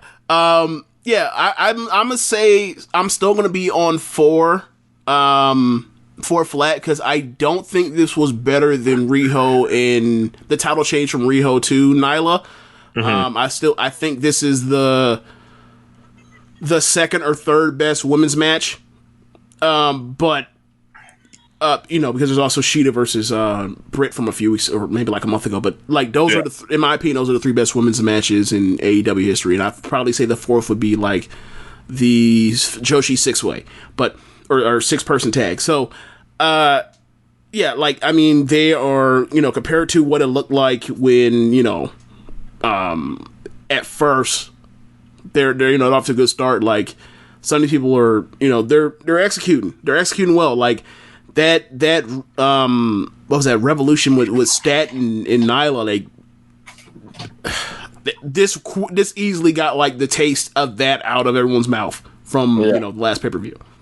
Yeah. Up next we had Moxley and Brody Lee. So this was like they had the Tyson and Lennox Lewis security team with all those guys in the ring, but like they needed 2 more to actually fill out the whole ring, I think. But short build, wasn't really hot, so it was like, well, hopefully Brody, like my positive outlook on it was maybe Brody Lee will be very, very, very motivated. It turns out he was, and John Moxley, of course, like I don't think Moxley is going to go into a pay-per-view and be like and let himself stink it up at this point. This is not Dean Ambrose of 2017. This is not Dean Ambrose of 2016 at the end. This guy is like a complete, like he's a machine now. Just a straightforward fighting machine, and this was like physical. Yes. This was like all around the environmental brawling was amazing. the submission stuff, the fighting, the suplexes that was going on. Like Brody Lee broke out a Kobashi half nothing suplex on the fucking card, and I'm in the group chat all caps Kobashi. Like, oh my gosh, this was a Japanese match. I think one of my favorite parts of the match was after Brody gives, that fall down big boot that he's, we've seen him give people for, for the better part of a decade now, right? Shivani, because he's, I don't know, we don't know what he ever watched in WWE before he got this job and he's back on TNT. And I don't remember if Brody ever really did that, like during any squash matches he's done with people. But once he did that big boot, and it was so funny to me, like watching the light bulb go off above Shivani's head, who I thought was like excellent last night. By the way, he was the polar opposite of Ross at times, but bro, like has there been like a more like one-sided like kind of pairing, like how Shivani has regularly left Ross in the dust? I will say this. It's a weird thing with Ross because Ross is like perfectly good JR for like 85% of the time. And then he'll say like one comment and it'll just derail me. He's like, what? And it'll piss me off because like, you were so good for like the last 15 minutes. Why did you just say this, Jim? but yeah, like, but back to what I was saying about Shivani, like, with Shivani, like, to see the light bulb go over the head is like, you know what? That big boot reminds me of another Brody, Bruiser. And I was like, Bruiser, yeah. He like to see, he's like, you just now realize that his gimmick was that like he was a version of Bruiser Brody. I was like, damn Tony. This is why Britt yells at you like this. This is why Britt treats you like this. Yeah. You deserve this. Yeah. I went 4.5 on this one. I loved the DDT through the stage. I was like, I popped big time. And then he came up with the, somehow he was bleeding after that. And they go to the choke finish, and Moxley's beat people with a choke. He also, had got he got superplex, and then the match he had with Jeff Cobb, like they called that back. Put the legs, yeah, like a near fall. And I was like, man, like they're thinking out here. And this is a really cool finish. Submission win for Mox. This is excellent. I love the kicking one. I love the kicking one. Oh yeah, that was like Ishii. Like right. That's why I loved it. Yeah. Like it was just like good. No, I'm good. Okay. Yeah, like it was just subverting your expectations. That's why I love Ishii so much.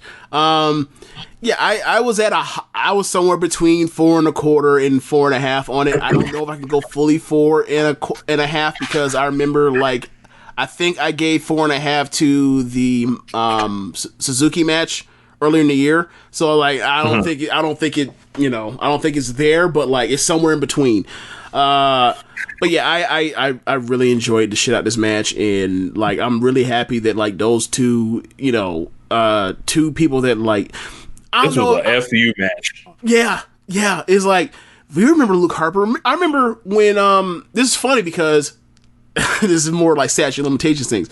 Like when I was in Baltimore with Josh Smith of Keepin It Strong Style, and we were working up there, like I would spend time from time to time, and I would like text y'all or whatever else, like articles for wrestling that I would see, and like they were on Grantland, they were doing like a futures draft for like WWE superstars, and like at the time, like the Masked Man Shoemaker, he had put Harper on the list, and I remember being like pleasantly surprised he was on there because I was like, this dude is the best worker in the Wyatt family. I want none of y'all to. I hope everybody else notices this too. We're not all crazy, right? So, to see his time where he got to shine or whatever else, and he would come through, whether it was working with Ziggler, or it was the Survivor Series match, or it was with Orton, or whatever, or with AJ, whenever, or the tag match last when they pulled him off the mothballs, right? With Brian and Roman with Rowan, like. Every time they ever pulled his card in WWE, he made it work. So in the ring anyway. So like for, you know, I had no expectations going into this card or this match, but like that one's like, it'll probably work because like I love like Harper's Raw. So to see those two do that, and like it's just more of a F you that like those two did that outside of WWE, and then like with Moxley's like, I think almost after every big match, I like him more and more as a wrestler.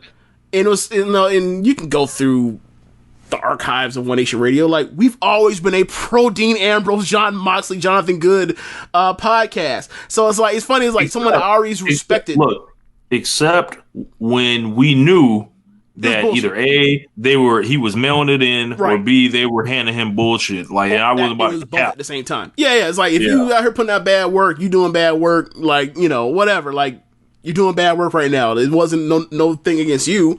Just like when we were hard on Roman Reigns in them years, it's like they're having you go out there and sing suffering succotash. This fucking sucks. It just does. You know, like, Sheamus kicked you in the face after you win the title for like 5 seconds, and then you cry. What the fuck? Like, that's terrible. That's terrible, bro. That's terrible. Leave. Absolutely. Go to Hollywood. Call Rock. Please leave. But yeah, like, I think, you know, every time I see him in a big spot, like even the match with Hager, he's always thinking, and it's so funny that like his character in WWE is that he was just an irrational dumbass, and this dude is a wrestling storytelling beat for beat like master in everything we've watched him do since then. It's like they totally missed the boat on this dude. There was so much more they could have done with him, and he was already Iron Man in the company. It's crazy. Unbelievable. It's crazy. Unbelievable. Yeah. And then the last match of the night, the fucking Stadium Stampede match. Yo. This was not no cinematic wrestling. This was not no movie scene. This was like, Meltzer said this. They have discovered this is their war games. Like, this is the match that they're going to be able to do, the Stadium Stampede match, and it is established. Last week on the show, James, we didn't know what the fuck this match was. We know now. This shit was a comedy match. Great. Yes. It was a great comedy match, yes. Like, yo, I'm not as high as you are. Like, I'm somewhere, but I don't know what to give it. If I had to give it a rating, I would give it above 4, but I damn sure ain't giving it 5. I saw you gave it 5.5 stars. 5.5. And I'm like, wait a second. Didn't Rich give like the Hangman and Omega versus Young Bucks match 5.5? You think those are on the same level? Bro, this was so fucking great. You thought it was on the same level? I can't compare it because, like, totally different contexts. But once you give it the same number, I'm looking at like, it's definitely 5 stars. I'll say that it's definitely 5 stars. Like, I really bristle at this, but yeah, go ahead. I'll listen. This was brilliant. It was. Them all running out at each other's start with Kenny carrying a fucking broom to the entrances, being dressed like this shit was 4 stars before these dudes touched each other. Oh my god. With these football entrances and running through the fucking tunnel, the Jazz cheerleaders, Hangman rolling in on the horse, Sammy Guevara meeting his doom via like the horse and the fucking running from the golf cart, the Lake of Reincarnation showing up, the fucking the One Wing Angel at the end, the bar fight with fucking Hager and Hangman. This was just like, and the timing and just like everything that just flowed so perfectly. This was like an all-time match. This was joyous. It made me happy watching it. It made me happy seeing the winner. It made me like just like see like, wow, these guys are so creative, and so like this is everything why I felt like the company was ever going to succeed. It was in this match. It was like, all right, we take dudes out of the old environments like Hager. We freaking have Jericho. We treat him like the legend that he's always been and be like, yeah, we're going to listen to your ideas. Like, we got the fucking Elite. Like, enough said. Like, it's like, this was just, it was a beautiful, like, masterpiece, I think. Like, and it was like, I can't think of the last time I've had so much fun watching a match with, like, you know, and this was the main event. I was there with Dan. I was there with Josh number 2 and Jeremy, and we were on cloud 9 watching this. Like, this was just like a new joke every time one finished, and it wasn't like it was so much jokes. It was just like clever, like everything you could think of. So I thought this was a masterpiece. This was brilliant. Okay, so I agree with everything you're saying, except I'm not giving it 5 fucking stars. This is not like, I mean, I don't even want to get into like your opinion is your opinion, but like, I'm just like, I saw that, I'm just like, huh? And then like, what happened to me was like, I was like, it's somewhere like, I imagine, we talk about the non-traditional wrestling matches we've gotten in the empty arena era, right? Where like, you put this like, the ones that were like smashing successes were this match. I'm not comparing them as far as like trying to say they're on the same level or whatever, but like as far as the successes, this one and the Undertaker AJ match, right? And then after that, you have varying degrees of mediocre to flat out bad between like, or actually I take it back. You also have the Wyatt one, but like that is so not a match that I don't even want that should be in its own thing. Like that wasn't even wrestling. Like that was like something else. Yeah, that was. I don't know what the fuck that was. Like there was wrestling and fighting all over this shit. But either way, I would say this. That was good. So that's like the lovable. That was good, and well, I'll say that's all I'll say on it. But like, you know, then you have like the Gargano, like the Gargano and Ciampa match that is somewhere between average to bad. The ladder match thing for Money in the Bank that had a lot of the same like elements as this, except like they were too in your face on trying to get you to understand what the joke was. That like it made I didn't laugh once. Intelligence.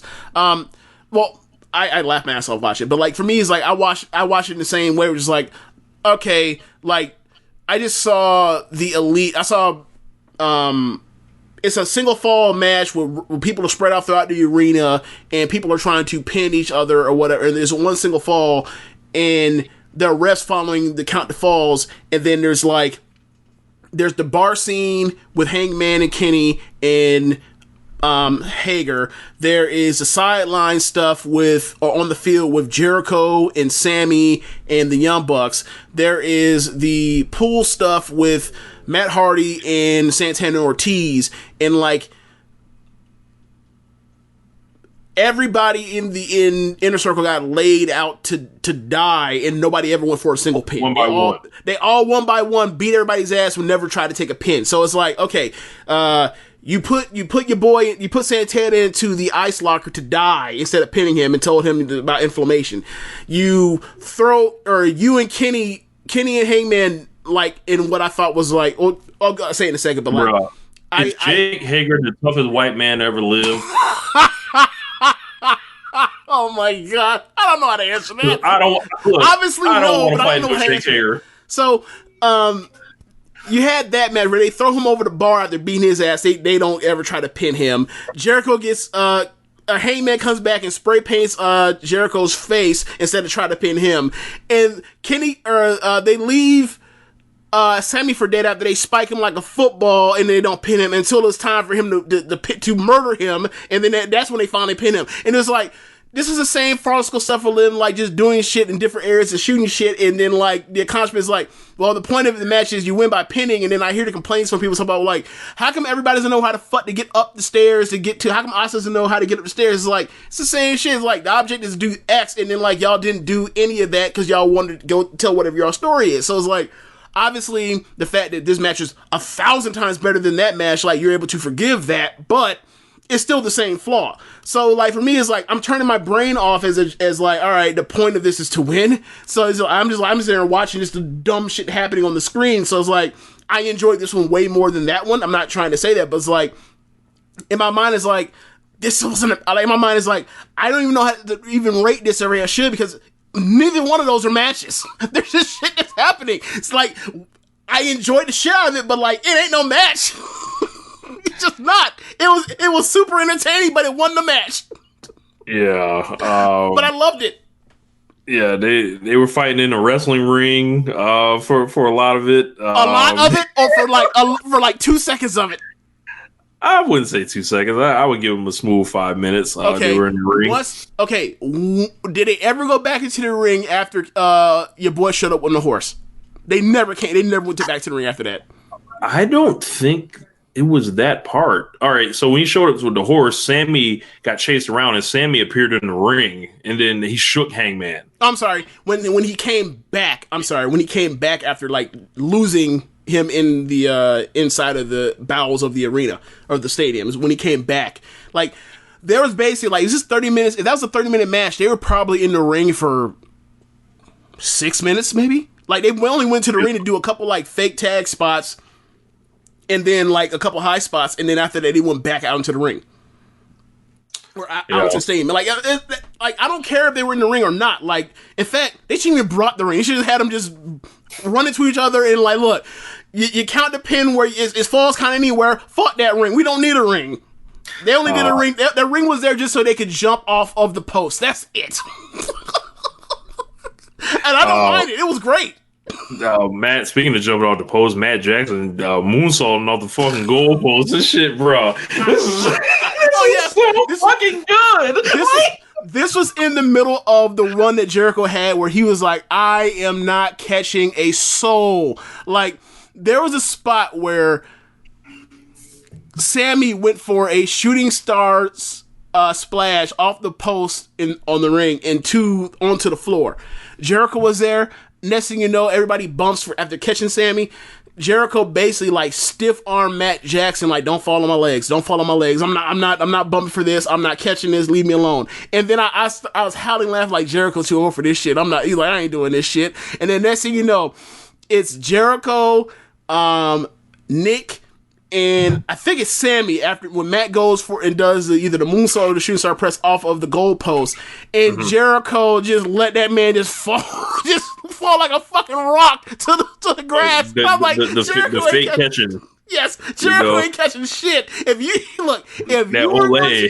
were going to do a bump, you are catching yourself with the ground. I'm not doing it. I'm too old for this shit. You doing for too high of an angle. I'm not gonna risk my head injury. You on your own. Sorry, player. I don't catch. I don't do that. Yeah, I'm good. The Lake Reincarnation shit was great. The bar brawl was fucking excellent. Hangman was fucking hilarious. Kenny showed up in the gear that I liked. Everything that Kenny did, like, the thing for me, everything that Kenny did was the best part. Like, all the stuff that Kenny did was the best stuff in the match. Whether it was him getting, he got double power bombed through a fucking barricade gate that was propped up as a bridge. He does the bar thing with Hager in Page, and that was the best thing of the whole thing. He was involved in that, and then the finish. This fucking motherfucker, this idiot with a death wish, after already taking a power bomb head first through a fucking gate bridge,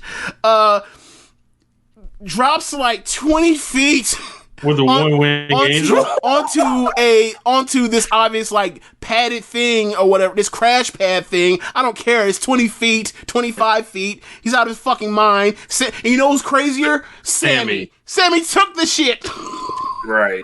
Like I saw him. I was like, he's really gonna. I was like, is he gonna do it to him up there or what? Oh my god, he's jumping! Holy shit! Like, bro, I lost my fucking mind when he did this.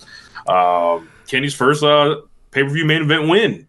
You know, got the fall in AEW here, so that was nice to see. And when this thing ended, I was like, well, I want to see Moxley and Kenny at some point. I don't know when, but I feel like those were the two guys like coming out at the end of that show. They kept Kenny and Jericho far apart during this whole match. They had minimal interaction, so I don't think they want you to think about that right now. Like I said, I loved it. I thought this was brilliant, and it capped off the night of like just me underestimating the fuck out of this show, and then it was just like, what was I thinking? Like, down big bicep Tony. Well, I think this is just, this is like, you are informed by what you have watched in the past. And yeah, is that unfair that like AEW has to like deal with like the former WWE fans or WWE fans that have PTSD from the times been abused? No, it's not fair. But that's what we're dealing with. Like, so if they can just keep their head down and keep, grinding or whatever else, eventually there'll be enough people to where like we stop doubting them in that way. But like, I think it is reasonable to be like, look, these builds, say what you want to say now. You were absolutely right at the time, feeling like these builds were lackluster, because they were. Because, like I said, we didn't get a title shot angle until 17 days ago. This isn't a monthly pay-per-view or promotion. This is a quarterly, 4 times a year one. That should never happen. But I'm cutting them in my mind. I was cutting some slack because I know what they're up against. So like, the standard is the standard. If that's how you feel. If you want to judge them off the standard, that's you. But me, I was just like, I'm going to allow them the benefit, or I'm going to give them some benefit based off of one, how well they have done with, in my opinion, over the 7 months now or whatever else as a company on TV, and also knowing what their limitations are. And I cut the same slack to WWE as well. Like, I understand, like, your matches go super duper short now, like, and you're packing these shows with like, especially NXT, with like maybe 1 or 2 matches longer than it should, because like you're afraid of letting these wrestlers wrestle and have their matches fully and feel like people might want them to go home earlier than normal. I understand that. It doesn't bother, like, the empty arena shit doesn't bother me because I can just focus in on that anyway. But for most people it doesn't, so I understand they're not making these adjustments for me. They're making it for what they feel is best for their fan base. So like, I'm cutting that slack. And like, if you didn't want to do it, you didn't have to. But like, I will say, like, imagine thinking this card was going to perform and getting this, like, had to be a blast for your expectation, because like it met the standard of their previous pay-per-views. I think it might be their 3rd best pay-per-view. And then like, if you think like they want to not do it and they come out and have, one of their best outings, you're like over the moon about this show. Over the moon. Yeah. And you should be, regardless if you thought it should be to stand anyway, because it was a great performance by everybody involved. Yeah, this was like star-making performances from like MJF and Jungle Boy, Sheeta. Like, these are people that took steps forward in their career as entities, as like, yo, we are confident we can stick them out there at any point, and these people are over now. So along with the old reliables like Jericho and the Elite and Archer, and I love this roster. Like, now, like, all these big guys that have come in that can work, like all the junior heavyweights, the established main eventers that they have. I think the more that they're mixing them all in, it's just going to be the promotion, like the premier, like, one to follow, like, booking wise. It's just going to be so exciting because everything's going to be so new right now. They're going to have a million fresh matchups everywhere. But yeah, I mean, great show. It's one of the best shows of the year. Should be a best show of the year contender. I have to look back to remember if it was better, if I liked it more than Revolution. It was probably a more consistent card than Revolution, just off the top of my head, because there was no match like the Hager and Dustin match to start off the top. But and they had a way better women's title match. But like, I don't know, who knows when they have a match as good as Hangman and Omega versus the Young Bucks. Yeah, that might be it. Yeah, like, I thought that was, like all the wrestling I've watched this year, I think that's the 3rd best match I've seen this year. So like, that's high fucking praise. Yeah, so and the other two were in the fucking Tokyo Dome. So it's like, you know what I'm saying? Like, it's just something about 40,000, 40,000. Yeah, so I guess from there, I guess there's one thing left to do, James. Well, one more thing, quick. I guess I'll talk about it quick. Wednesday's NXT. I thought that I remember you saying that like you hated the Go Home show for Dynamite. Yeah, hated it. I thought it was like tropey. I thought it was not enough. I thought it was. I didn't feel like there was enough good wrestling on it. Gotcha.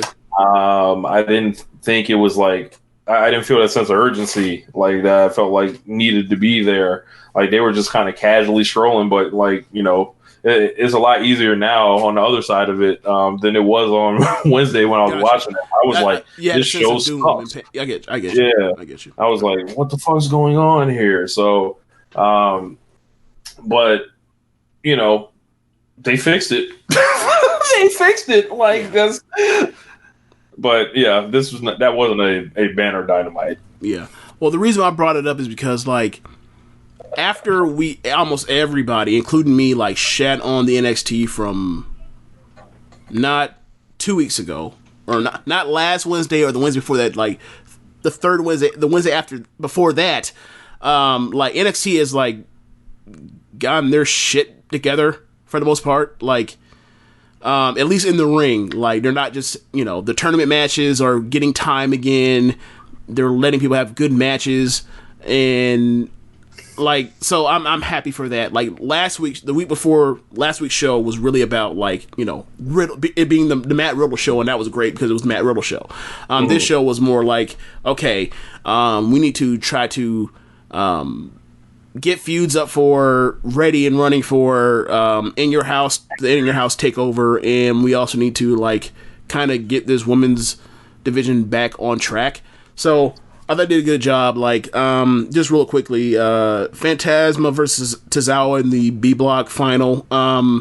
Really good match. This was the first time I thought that like Phantasma wasn't a jag. I can actually see that like, oh yeah, that dude's really good. So I'm happy that they finally did that in his third match.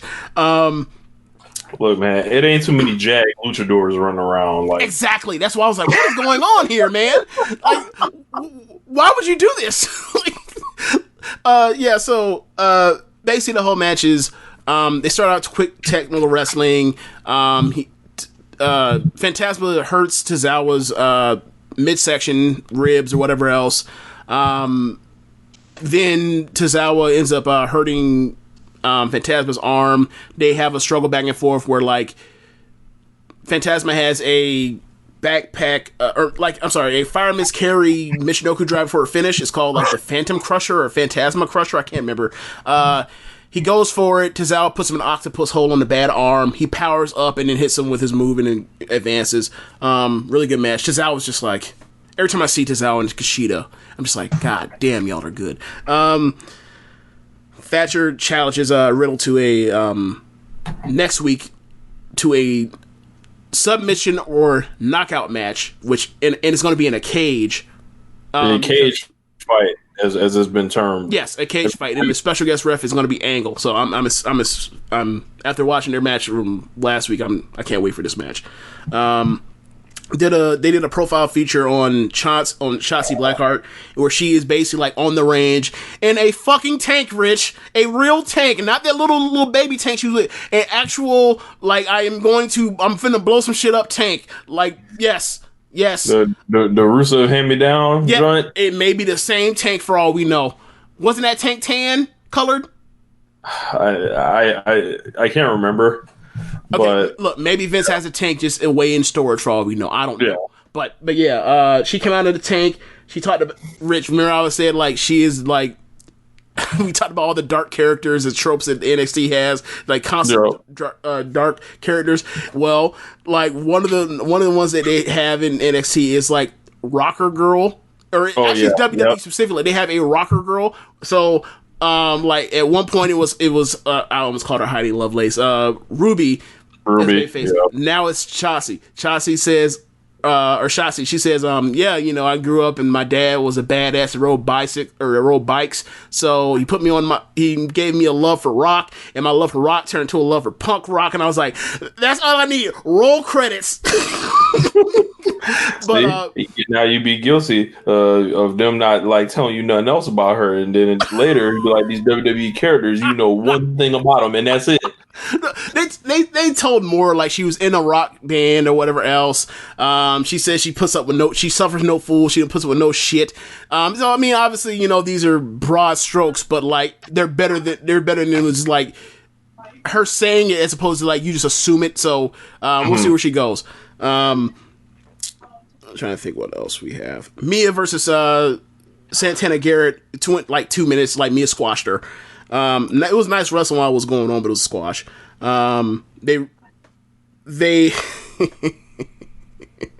They set up, they recap what happened with Grimes and Balor and Priest last week. Then Priest challenges Balor to a takeover match. And in the middle of this, Mauro, he comes up with the alliteration. He called him the toxic toxopholite. What? It's a big word that means archer, because remember, he's the archer of infamy. They're putting alliteration on more alliteration, Rich. Whatever. Look, whatever. I'm trying not to bully this week, so I'm gonna let that ride, Mauro. Look, this is what I'll say to him. Oh wow, Mauro, especially. What I will say is this: if you're gonna do alliteration, why can't you just call him the badass bowman? The badass bowman. Can't do that. Too. No, that's too. They might not want to say ass that many times, so Mauro has to keep repeating it. For the branding. Fair enough.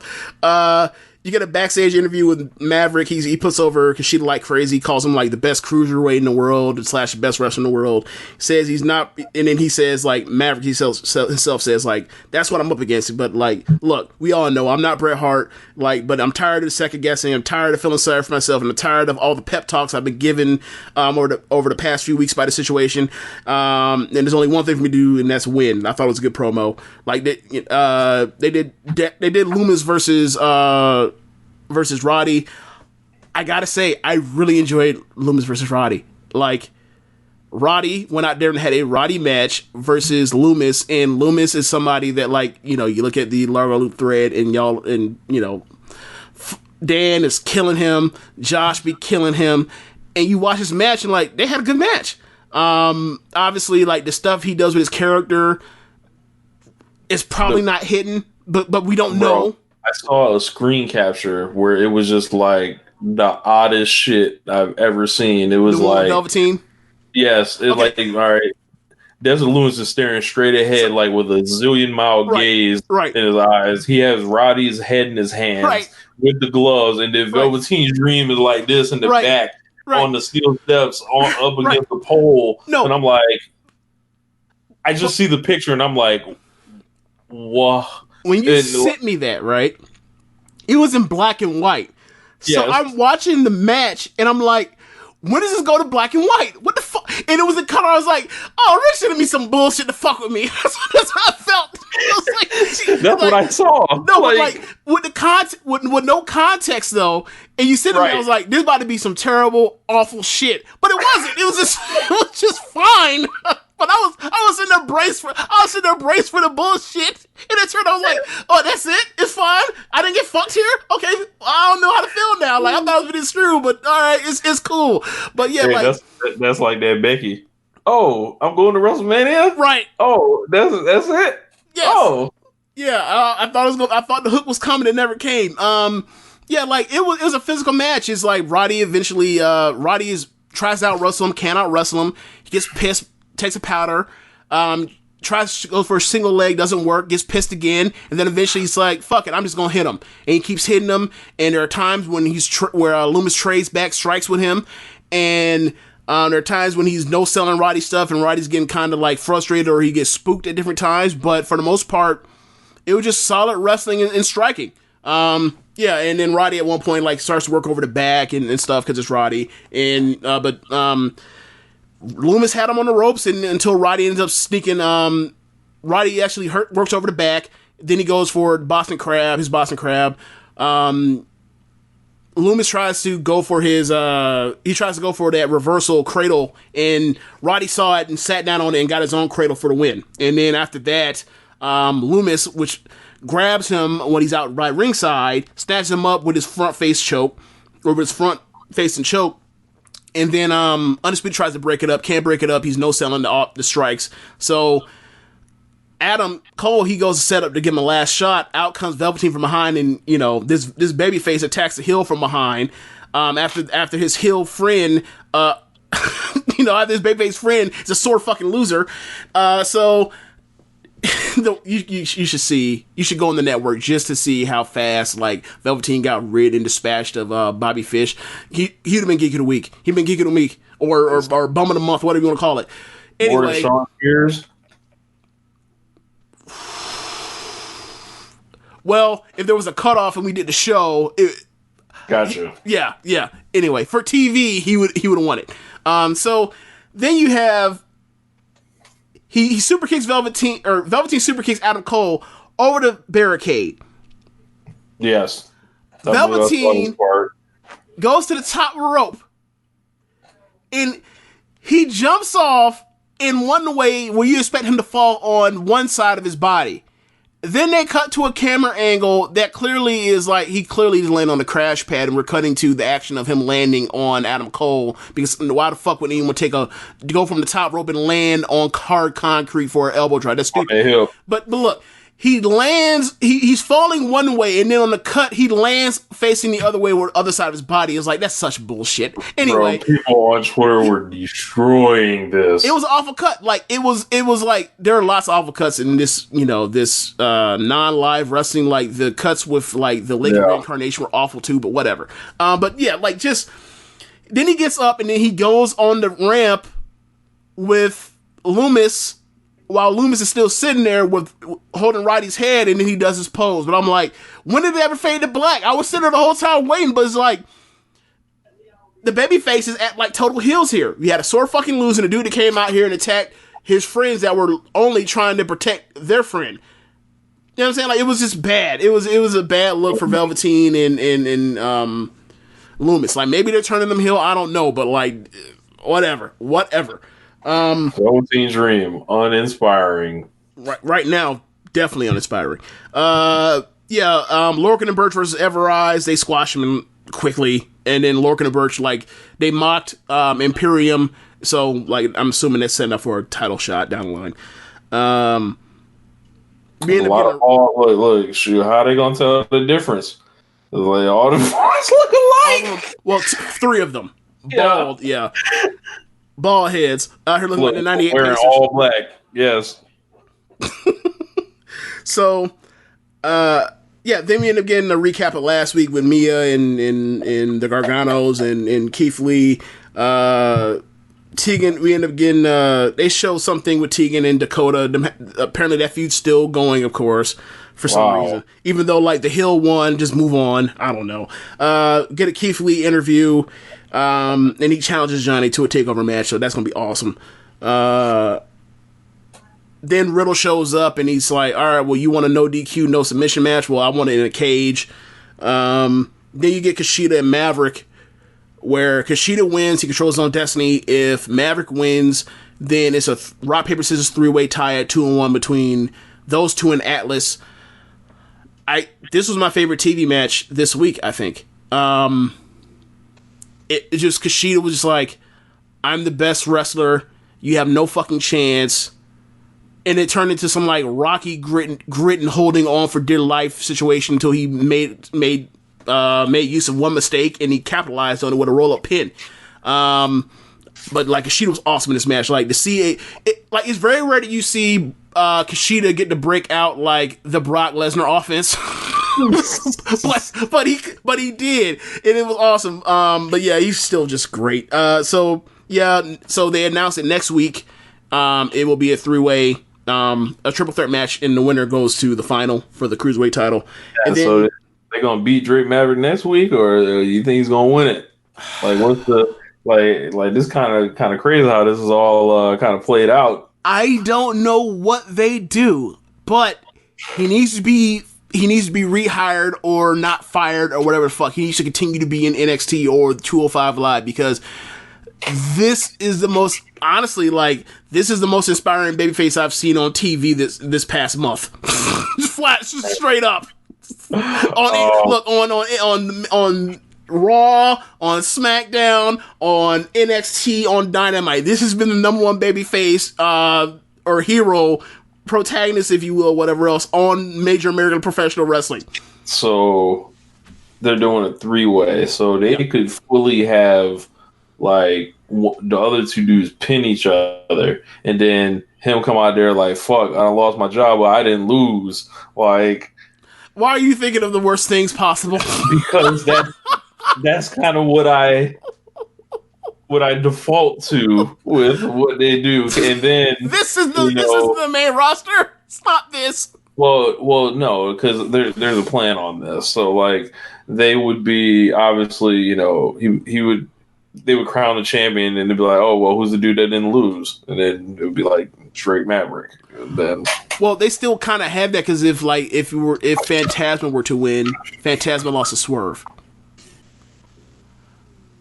Okay. So in theory, you could be like, okay, Swerve dispatches Tony Nese as a build-up after he lost that one match, and then it shows that he's a world beater, and then he fights Phantasma some other time down the line if he were to win. I don't know if Phantasma is winning or not, but that's one thing they could do. But, I mean, there's a bunch of stuff they could do, because like anybody that could potentially win, the 4 people that potentially all lost somebody, so you can eventually have a rematch with somebody down the line. So, But I'm saying in the block final, he specifically said, "I was never pinned" or whatever. Like, in this match, whatever. Like, bring him back, because but I'm kind of tired of, like, they did that with Johnny, where it's like, win the title or piss off. And obviously these different circumstances, he already was fired on the front end, but like, do you want to keep going down this like unemployment / keeps coming back? Like, between Johnny Gargano and Kevin Owens, I think I'm done with people being unemployed and coming back in WWE, all of WWE. Yeah. But they don't look. But that's just a trope, so maybe they'll just do it again. Yeah. But then the main event was Io and Rhea, and like, I gotta say, Io and Rhea was great until the finish. It was great. What happened at the finish, man? Charlotte comes out, and she's just sitting there watching the two wrestle. They're outside the ring. Rhea, I think, either makes a face at Charlotte or whatever else, but like, she's close to ringside. Like, she's basically like 5 feet away from them. And Rhea goes to throw Io into the ring. Io turns it into a 619, or no, actually turns it into a leg scissors on some Rey Mysterio shit, and it sends Rhea flying into Charlotte. Before Charlotte came out, Io had the advantage in the match. Just a heads up, it wasn't like the Charlotte match where like Charlotte just basically did whatever she wanted to Io, and then Io basically got one comeback, and then like the kendo stick came out. It was a back and forth match that Io was winning. So then as Io's about to go, I think, to the top turnbuckle for the moonsault, Charlotte interferes. She blaze out both of them, and she stands over the top of them, and they go home. And it was like, this is the most. And remember, like, I'm pretty sure on the show a couple weeks ago, after the interference with, the DQ with, and Rhea making the save, and we were like, this is probably headed to a 3-way, and they're probably going to do a match between Rhea and Io. Once that match was announced, we all were like, watch Charlotte comes out and calls a fucking DQ. And sure enough, it was the most predictable results of 2020, probably. So lazy. Like, the only thing this does is make people not want to see Charlotte. Charlotte has the wrong kind of heat. This is the bad heat. This is them. They're putting her on every show, James. Is she the front runner for put him in a coffin this year? Yes. Well, Corbin, but still, like, if not for Corbin, mine is Corbin. Corbin's like a default. Like, Corbin's like almost just just doing like he's not bothering me like like they're not pushing him like he's correct. I'm not watching him, whatever, but I'm not watching Charlotte either. But I just keep like hearing everything that she contributes to is just worse every time. Like I saw people call her Charvid 19 like on Twitter. It was ridiculous.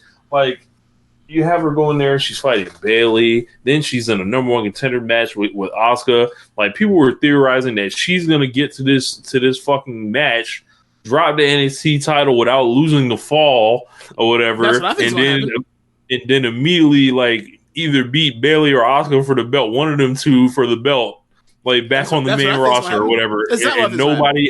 And nobody Rhea doesn't get no win back. Like it's just like nah, like it's over. Like. And now they're gonna be just moving her around, and it's like she's not a draw. She's not like a person that they're doing. It's like they're trying to manufacture this. Like I don't know why. They're still trying to get to 16 to do the whole thing of like the number is Ric Flair has 16 world titles, and his daughter comes out and has 16 women's titles as well. And like it's just lazy. Mud. It's gonna be mud. Like ain't nobody gonna remember these shits. Like ain't nobody gonna like consider it great. They're doing this literally, like to be like 15 years from now. Like when all context is removed, they just point at the number. Like that's and it's just it sucks to like live through that and then see everyone else have to deal with it. Like that's on the rosters. Like Bianca Belair, where the fuck is she? Like she's on main event and stuff. Yeah. Like, come on, man. Like, like, and it's like they moving heaven and earth for Charlotte at all times. And now that Becky's not around no more, it's only gonna be worse. Could you imagine after watching NXT over the last, let's say, 18 months, that Charlotte would be what the people want? Not even that. That after like the last 18 months of NXT, that one brand would get Bianca Belair and Shayna Baszler, and they're so far fumbling both of them. Can you fucking imagine? It ain't hard. Well, no. Obviously, you can imagine, but it's like this should be fucking impossible. Yeah. They had. Before those two left, this was the best run of television in any women's division this company has ever done in any brand, whatever you want to call it, blah, blah, blah, blah. But with NXT 2018, or whatever. Like, it just was. Rhea's colder. Io is just like, she's in the spot that Bianca was in February, where she's like propping up those two. Like she's going to be doing all the jobs, and she's going to be just a person that everyone's going to wish, that was getting treated better or whatever, but they're not. Like, and that's just how it is because they ain't the one that they want. Like they want the other two. Yeah, and honestly, like Charlotte in another 3-way thing. Like this is like the third time's a charm. It's like we didn't need you in the Bianca and Rhea shit. We didn't need you in this shit, and we definitely need you in Ronda and Becky. It's like this is like what her legacy is now. Like she's the third person that just makes everything worse.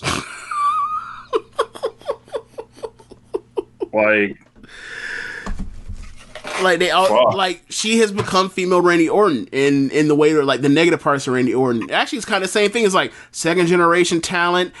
All they've ever wanted for her was to break through. She did break through to some extent.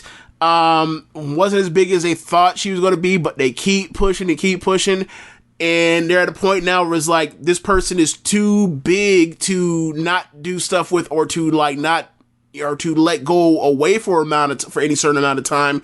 Yet they're tired at certain points, especially right now. She's in the middle of like one of those runs that like Randy would have when he would be tired, like super overexposed. Super overexposed. Yeah, and it's like this is the problem. Like when this is the problem of having 5 hours of fucking programming. You should not have 5 hours of programming, bro. Not all money is good money.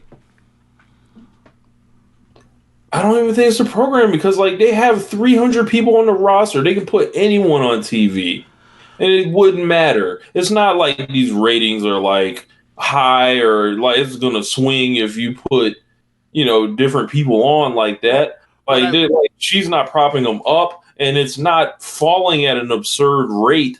Like, well, kind of, but like I don't ain't think got nothing to do with her necessarily. That's just like there's COVID shit. Like, there's no reason for her to be on 3 shows, right? Absolutely, now. I agree. And it's like all is doing is like making them think they can't believe in anybody else, right? And unfortunately, they don't. Even though, like, you look at Shayna's body at work on the mic, and this is somebody that you should not let go of the rope on. You look at what Sonya Deville is doing on SmackDown with these promos, and like she's one of the best promos of this year right now. And this is somebody that you've had basically sit around for like 2.5 years, chilling. Yeah. Right, and like for about a year and a half, I've been saying, what have I been saying about her and Mandy? She's Sean, and no offense to Mandy, because I think Mandy still has something, but like she would be the Janae situation, and they're never going to figure it out because one has yellow hair and the other one doesn't, and and we're still, and they're still giving them, we'll still see where they end up in a few months or maybe even the years come, but like I'm still worried about Sonya, even though she's doing great work right now. And now that they have no Ronda, no Becky, who knows what the fuck they do with this stuff? Like, I'm just waiting for when is Nia just gonna beat Asuka?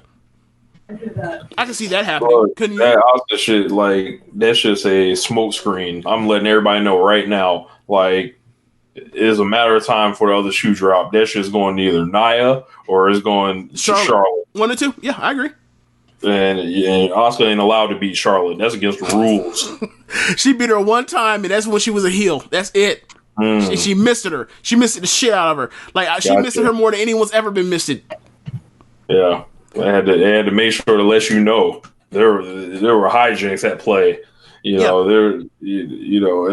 a fair fight, Charlotte Flair mopped the floor with Asuka. You will remember it. You will like it, and this is the way it will be.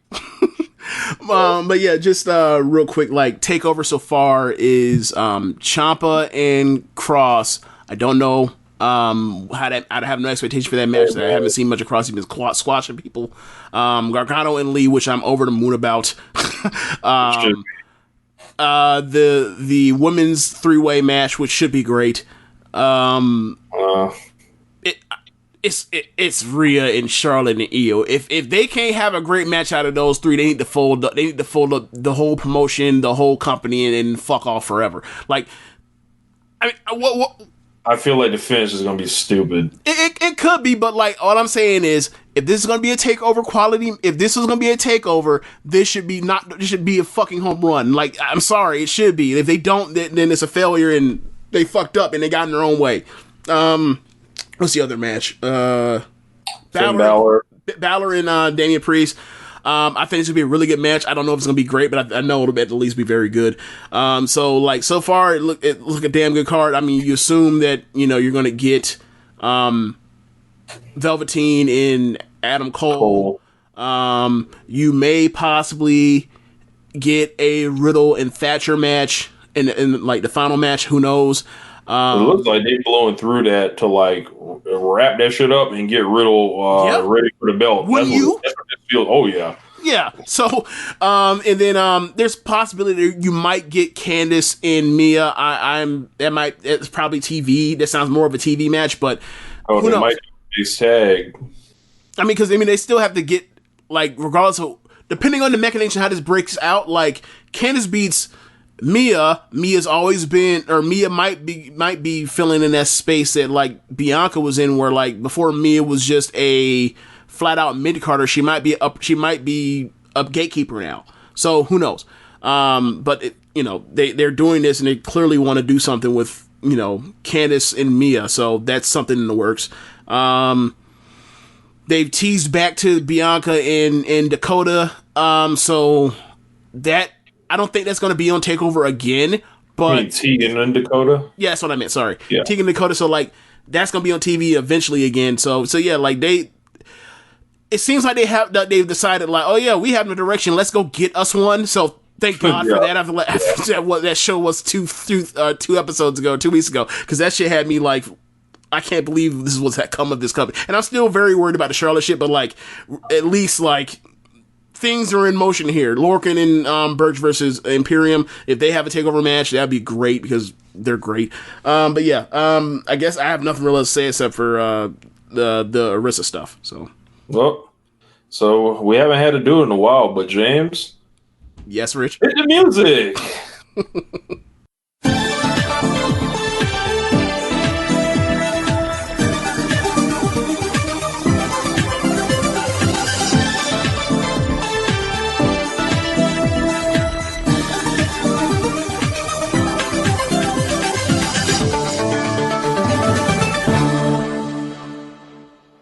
Yeah, man.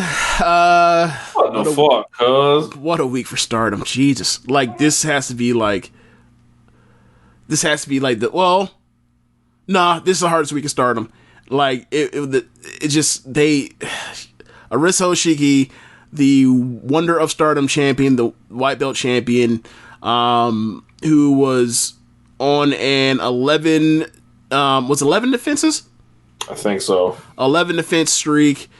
24 years old. Just finished up, or in the middle of, just passing 1 year as a white belt champion, is retiring due to head and neck injuries. This is something that me and Rich have had like a kind of a eerie doom and gloom worry about over really since, No People Gate, where she, they basically pulled her off the card the day of the show.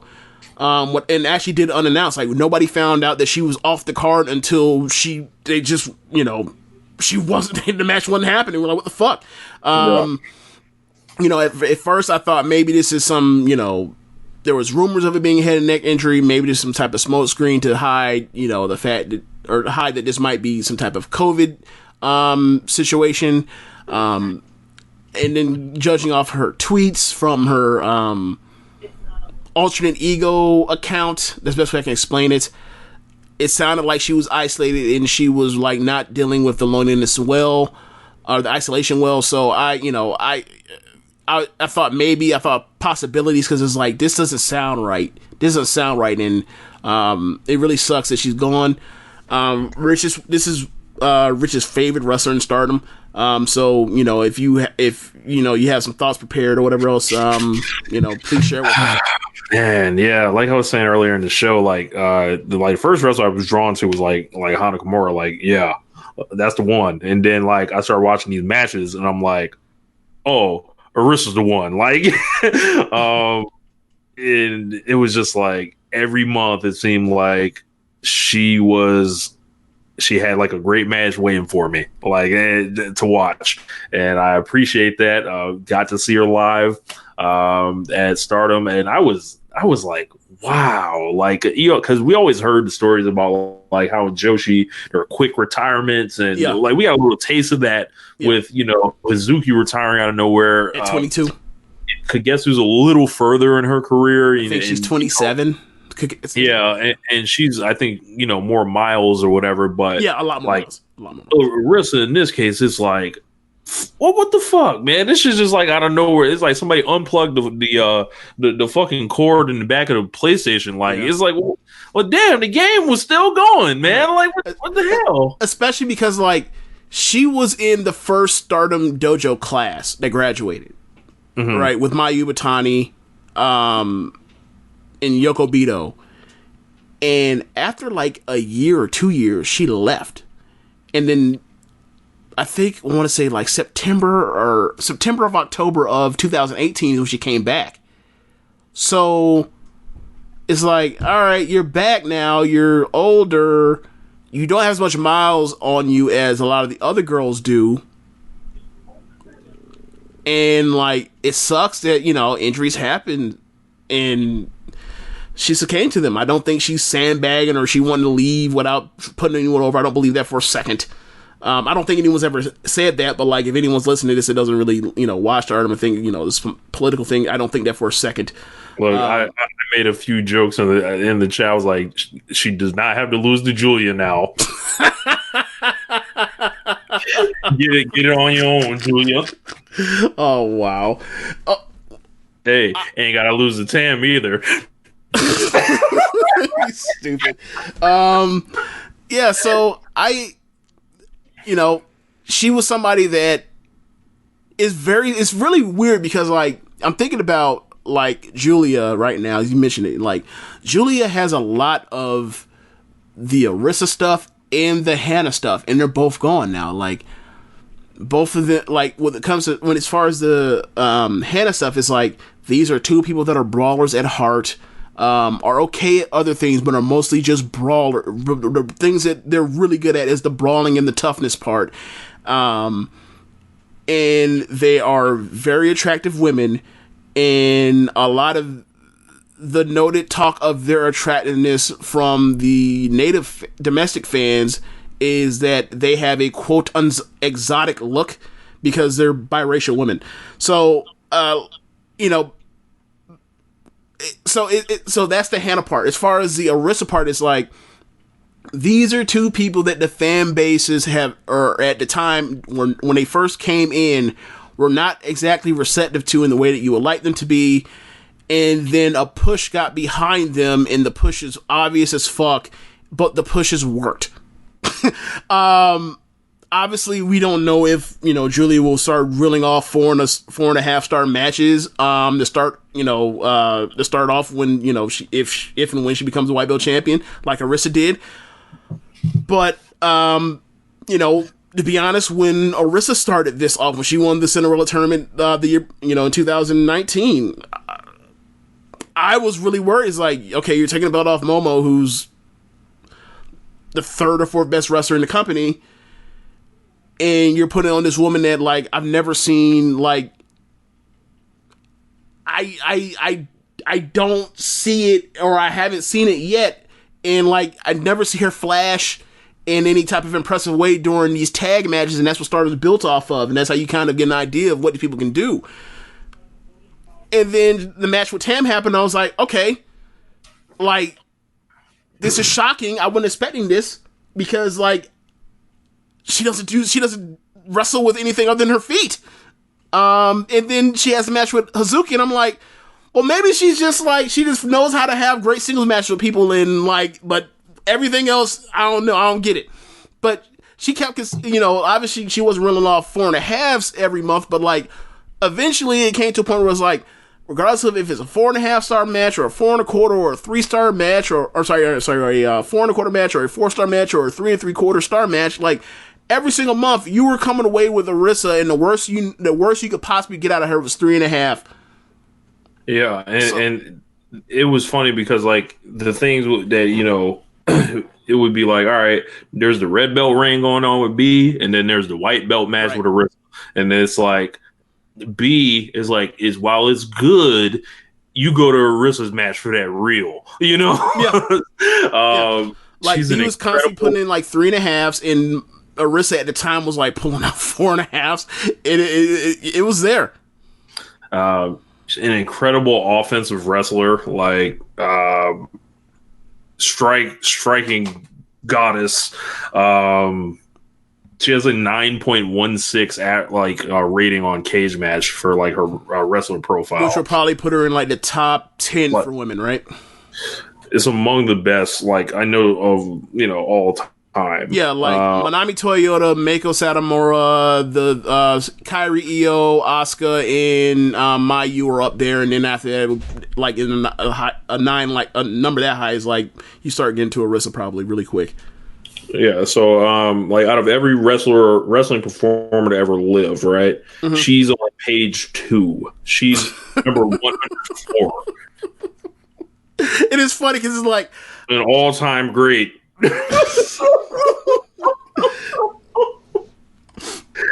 Like, just for some context, the people that are around her, number 101, Kensuke Sasaki. Number 106, Flamita. Number 109, Tenryu. Number 112, Will Ospreay. Number 113, Shingo Takagi. 114, Rey Fenix. Number 108, her trainer, Fuka. Samoa Joe, 118. Sting, 115. Gordon Soley, 102. So stuff like that, like, he's highly regarded. That's look, she's retiring. I'm not even going to get into what I think of that rating, whatever. It is what it is. But, yeah, it sucks that that this has happened because, like, this is somebody that, like, while I had issues with, like, with her approach to wrestling and, like, some of the stuff she did in her wrestling, I thought that because of her age and lack of mileage, I thought that she had room to grow. Like it was something I was kind of like, I thought like she can already do this at this level, doing doing the little bit she already does do. Imagine if like, getting 100 matches in a year or, close to it, doing, all the fundamental stuff that often, for that long, repetition wise. Like, I thought like the sky was the limit for her.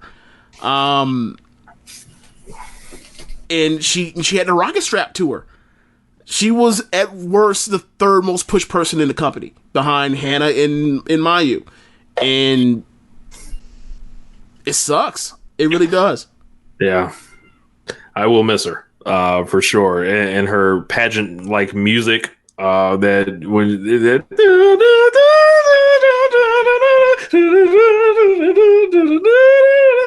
it's cranked. So, so I might have to throw on an Arisa match. Shit, I wonder which one I'll put on. I mean, her and man. Oh, I can go through it in my head. Her and Tam. In June at the June Korakuen, the July Korakuen versus Suzuki, the early August Korakuen against Jungle. I'm trying to think because she actually did not do well in the well compared to her peers or the pack in the Grand Prix, but she had matches like I loved her match with B in the Grand Prix. The final match at in the final night of the Grand Prix against Kagetsu that went to a time limit draw was great. Her eventual defense, I think the October Korakuen Hall against Kagetsu was great. Yeah. I think her last truly great match was the year-end climax Korakuen Hall match against Konami. I thought that match was fucking fantastic. That's probably my third favorite Arisa match. And I mean, also to throw into it, I'd probably say the tag league final. Her and Tam against Jungle and Konami. No, the final was against. Sorry, Jamie and B. Jamie and B, and then the eventual match in Shakiba versus those two versus Jungle and Konami. Yeah, she had a bunch of matches, of highly rated matches. Like she was one of the best big match performers in the entire world in 2019. And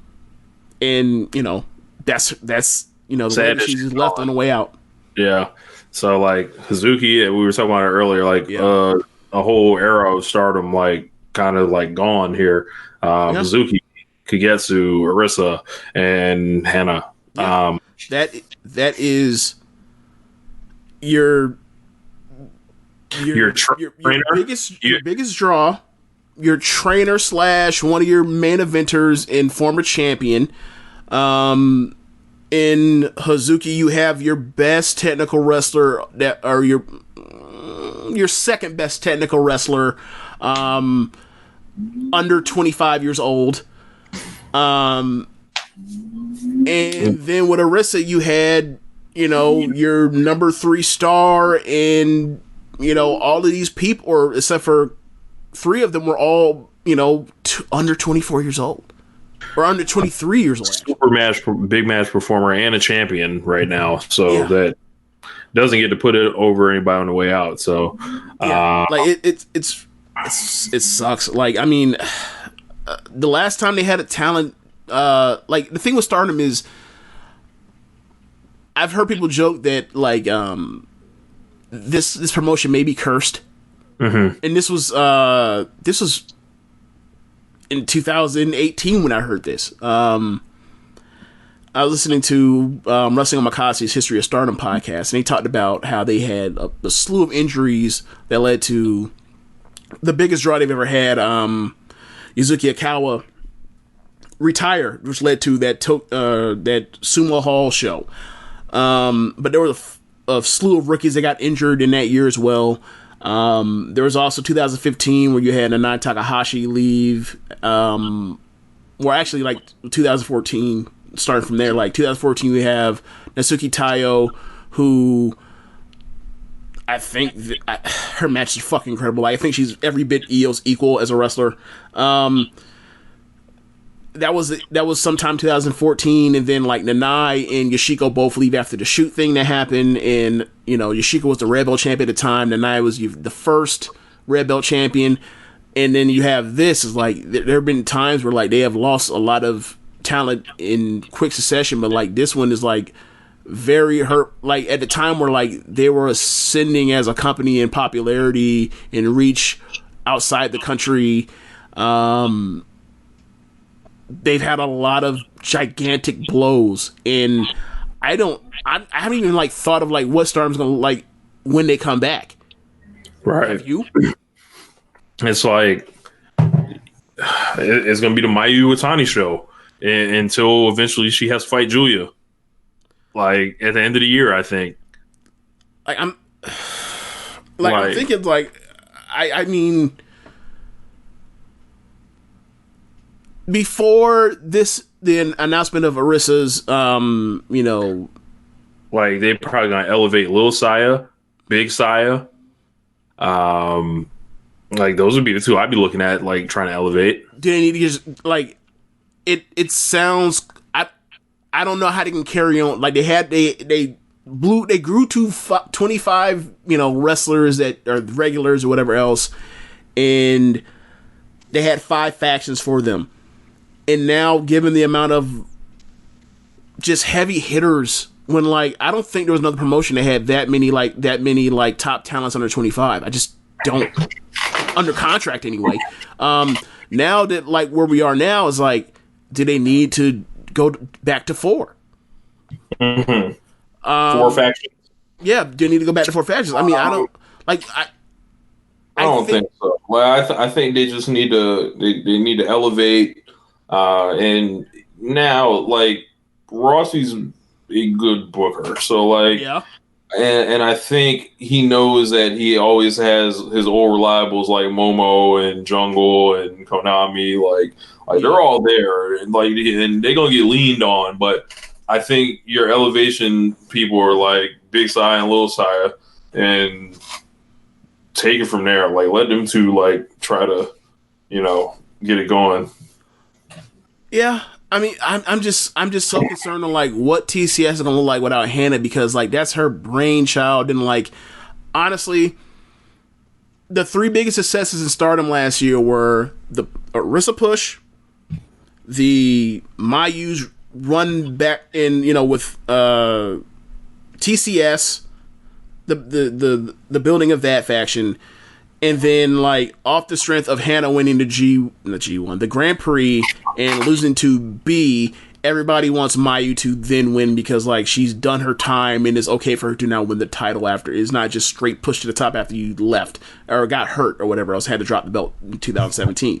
So like now that TCS is like changed forever, I'm not saying get rid of it, because why the fuck you get rid of it? Like use that to honor, but like I don't know how this goes on and without it feeling like the JV squad. Even if I think the world of Jungle and Konami, like I think the strength of their group was that they had 3 stars. They all brought something different to the table, and they all were able to like be this almost like an odd couple, but it's an odd triplet, and then they were able to make it work.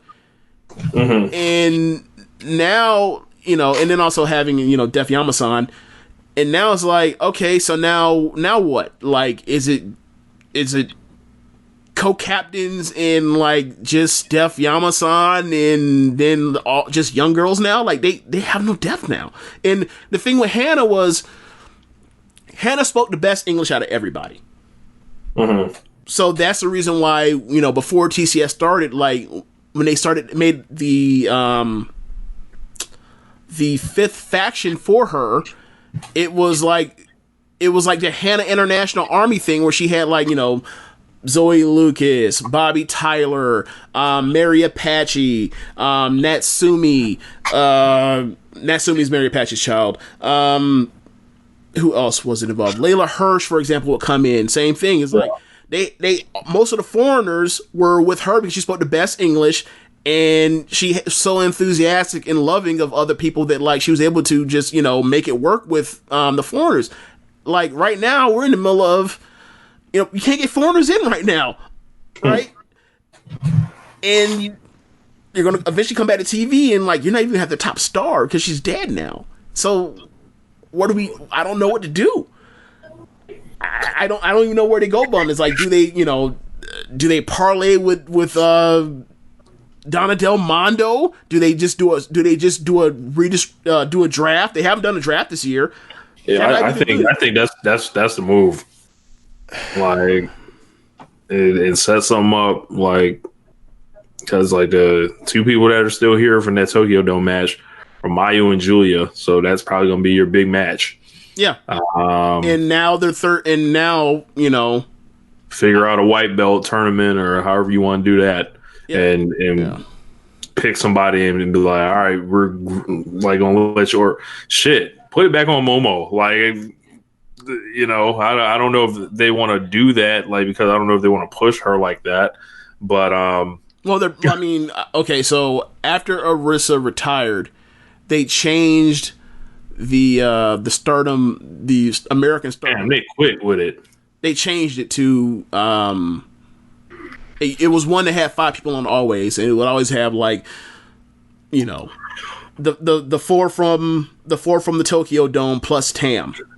Mm-hmm. Arisa, you know, retired, and they replaced Arisa with Momo. Now, after Hana's death, is just a picture of Hana. Obviously, you know, they don't really. That's just promotional stuff, and it's not like as telling as WWE main roster promotion stuff is, but that's what it looked like. So, you know, and the thing with Tam has always been one of the 3 most over people in the company from a merchandise and, you know, likability or whatever you want to say, perspective. But it was always supposed to be a long play for her. Mm.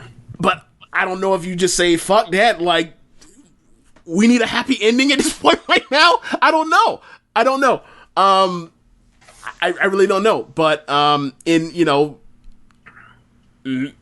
it might be a situation where like Tam needs to like leave Stars, which is like, I hate that idea. Like the reason why I like Tam so much because her and Mayu's friendship. But if that's what they need to do, then you got to crack some eggs, right? But all I know is like no Hana and TCS. You know. Oedo Tai looks like Oedo Tai. I don't, you know, I don't know. Like pants with holes in it. That's what Oedo Tai looks like. And like, I don't know if you can. I wouldn't feel. I don't want Oedo Tai to go away because like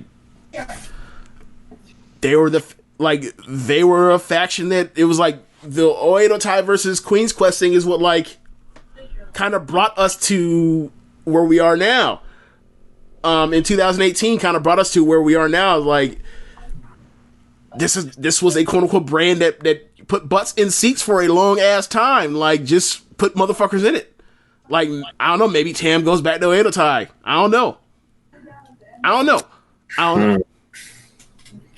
Yeah, they're gonna have to figure something out. They're definitely gonna have to. And it sucks because like before this virus, man, before this shit started popping off, like we got Rio over there. Maybe they can do something with Rio. She's unaffiliated. Maybe. But I mean, put her in a gang. Last time I think last time Riho was there was like the Azumi Elevation, beginning of February. Same Starlight Kid. This time, like you said it, like the Sayas in Starlight and Azumi. This might be the time to break the glass on them. Like they all clearly are talented. It's just a situation of experiencing in youth, especially age when it came to Starlight and Azumi. Like those are two of the better workers in the company, but it's just like one's 18 and one's 17. You might have to say fuck that. Like sometimes you got to, like when they did Momo when she was like 18, like or 19. Sometimes you're just gonna have to get pushed. They have the talent to do it. Run it. Yeah. Yeah. I mean, maybe they have to split up Utami from Utami and Momo and like Utami a faction leader. I don't know. Rossi need to call him in the office and be like, "Fuck you think you get paid for?" Like, oh my god. Oh man. Yeah, I don't know, but it's gonna be different, and their depth is just they're on. Damn, this year, man. Like this whole podcast is just like think of everything we talked about. Everything that dates back to shit was all good or shit was looking up, and then COVID came and fucked everything up. Like it's bro, like yeah, like yeah. Well, this shit done fucked everything up. Yeah. But dude, you know how badly I want to see New Japan? I haven't seen New Japan in months, Rich. Crazy.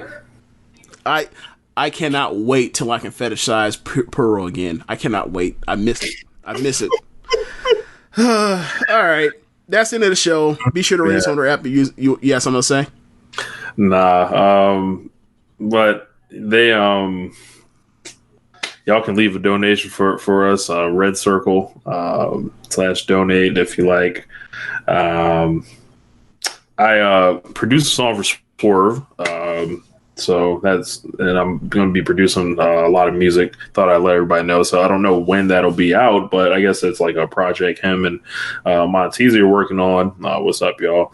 But yeah. So if you see the stuff across social media, do me a favor, just retweet it, like it, share it, whatever.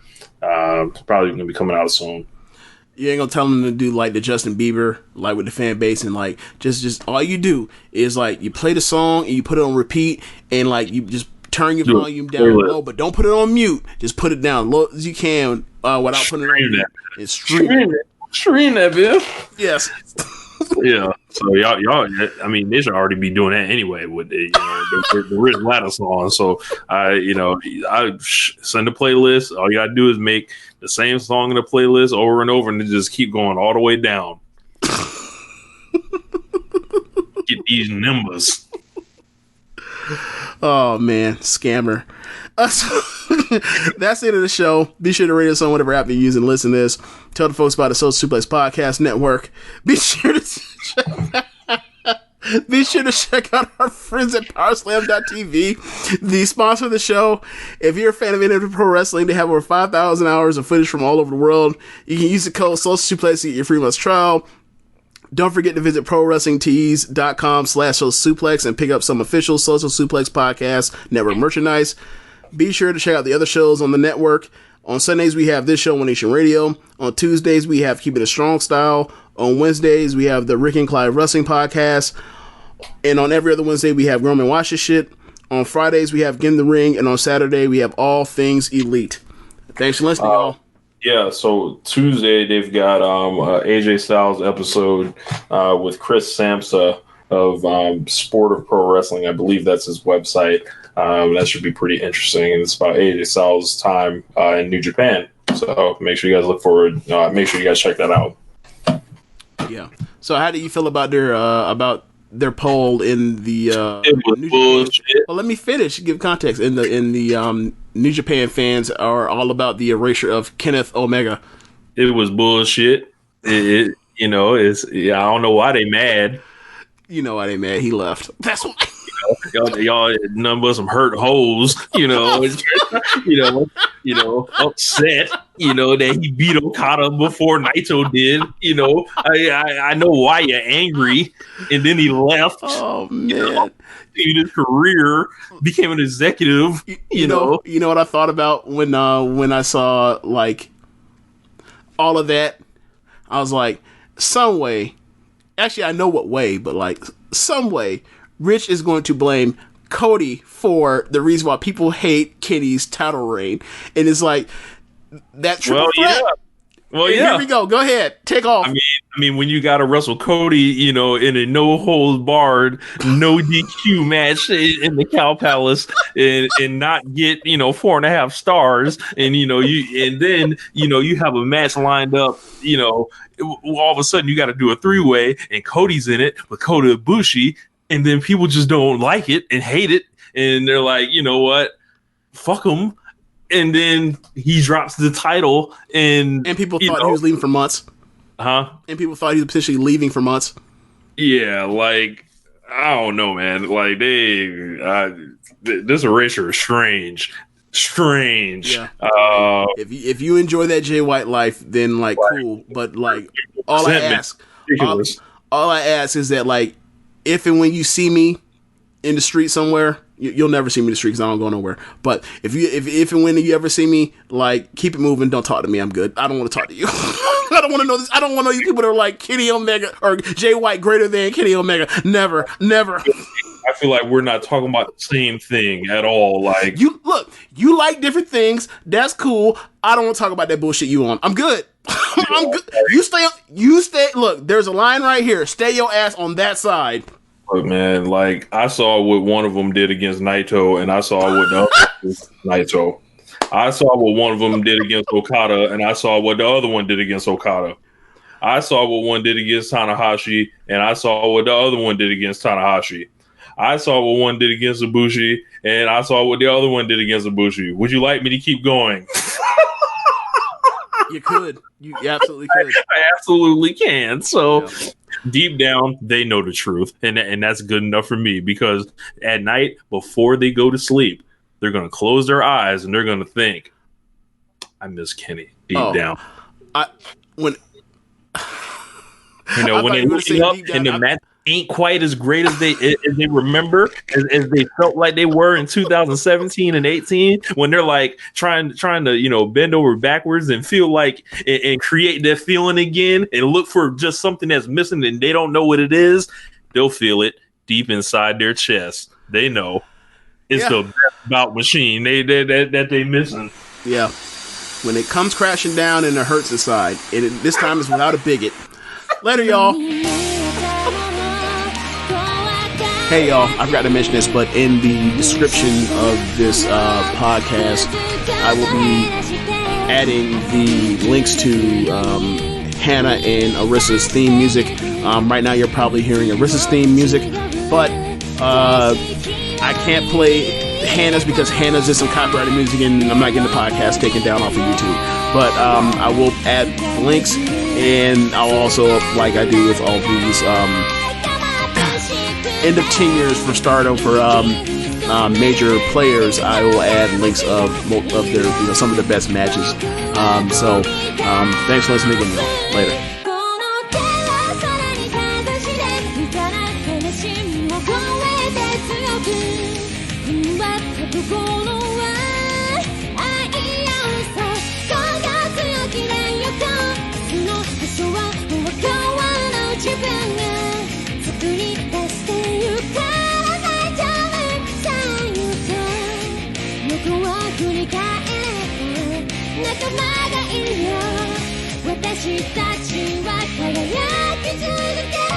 Shiny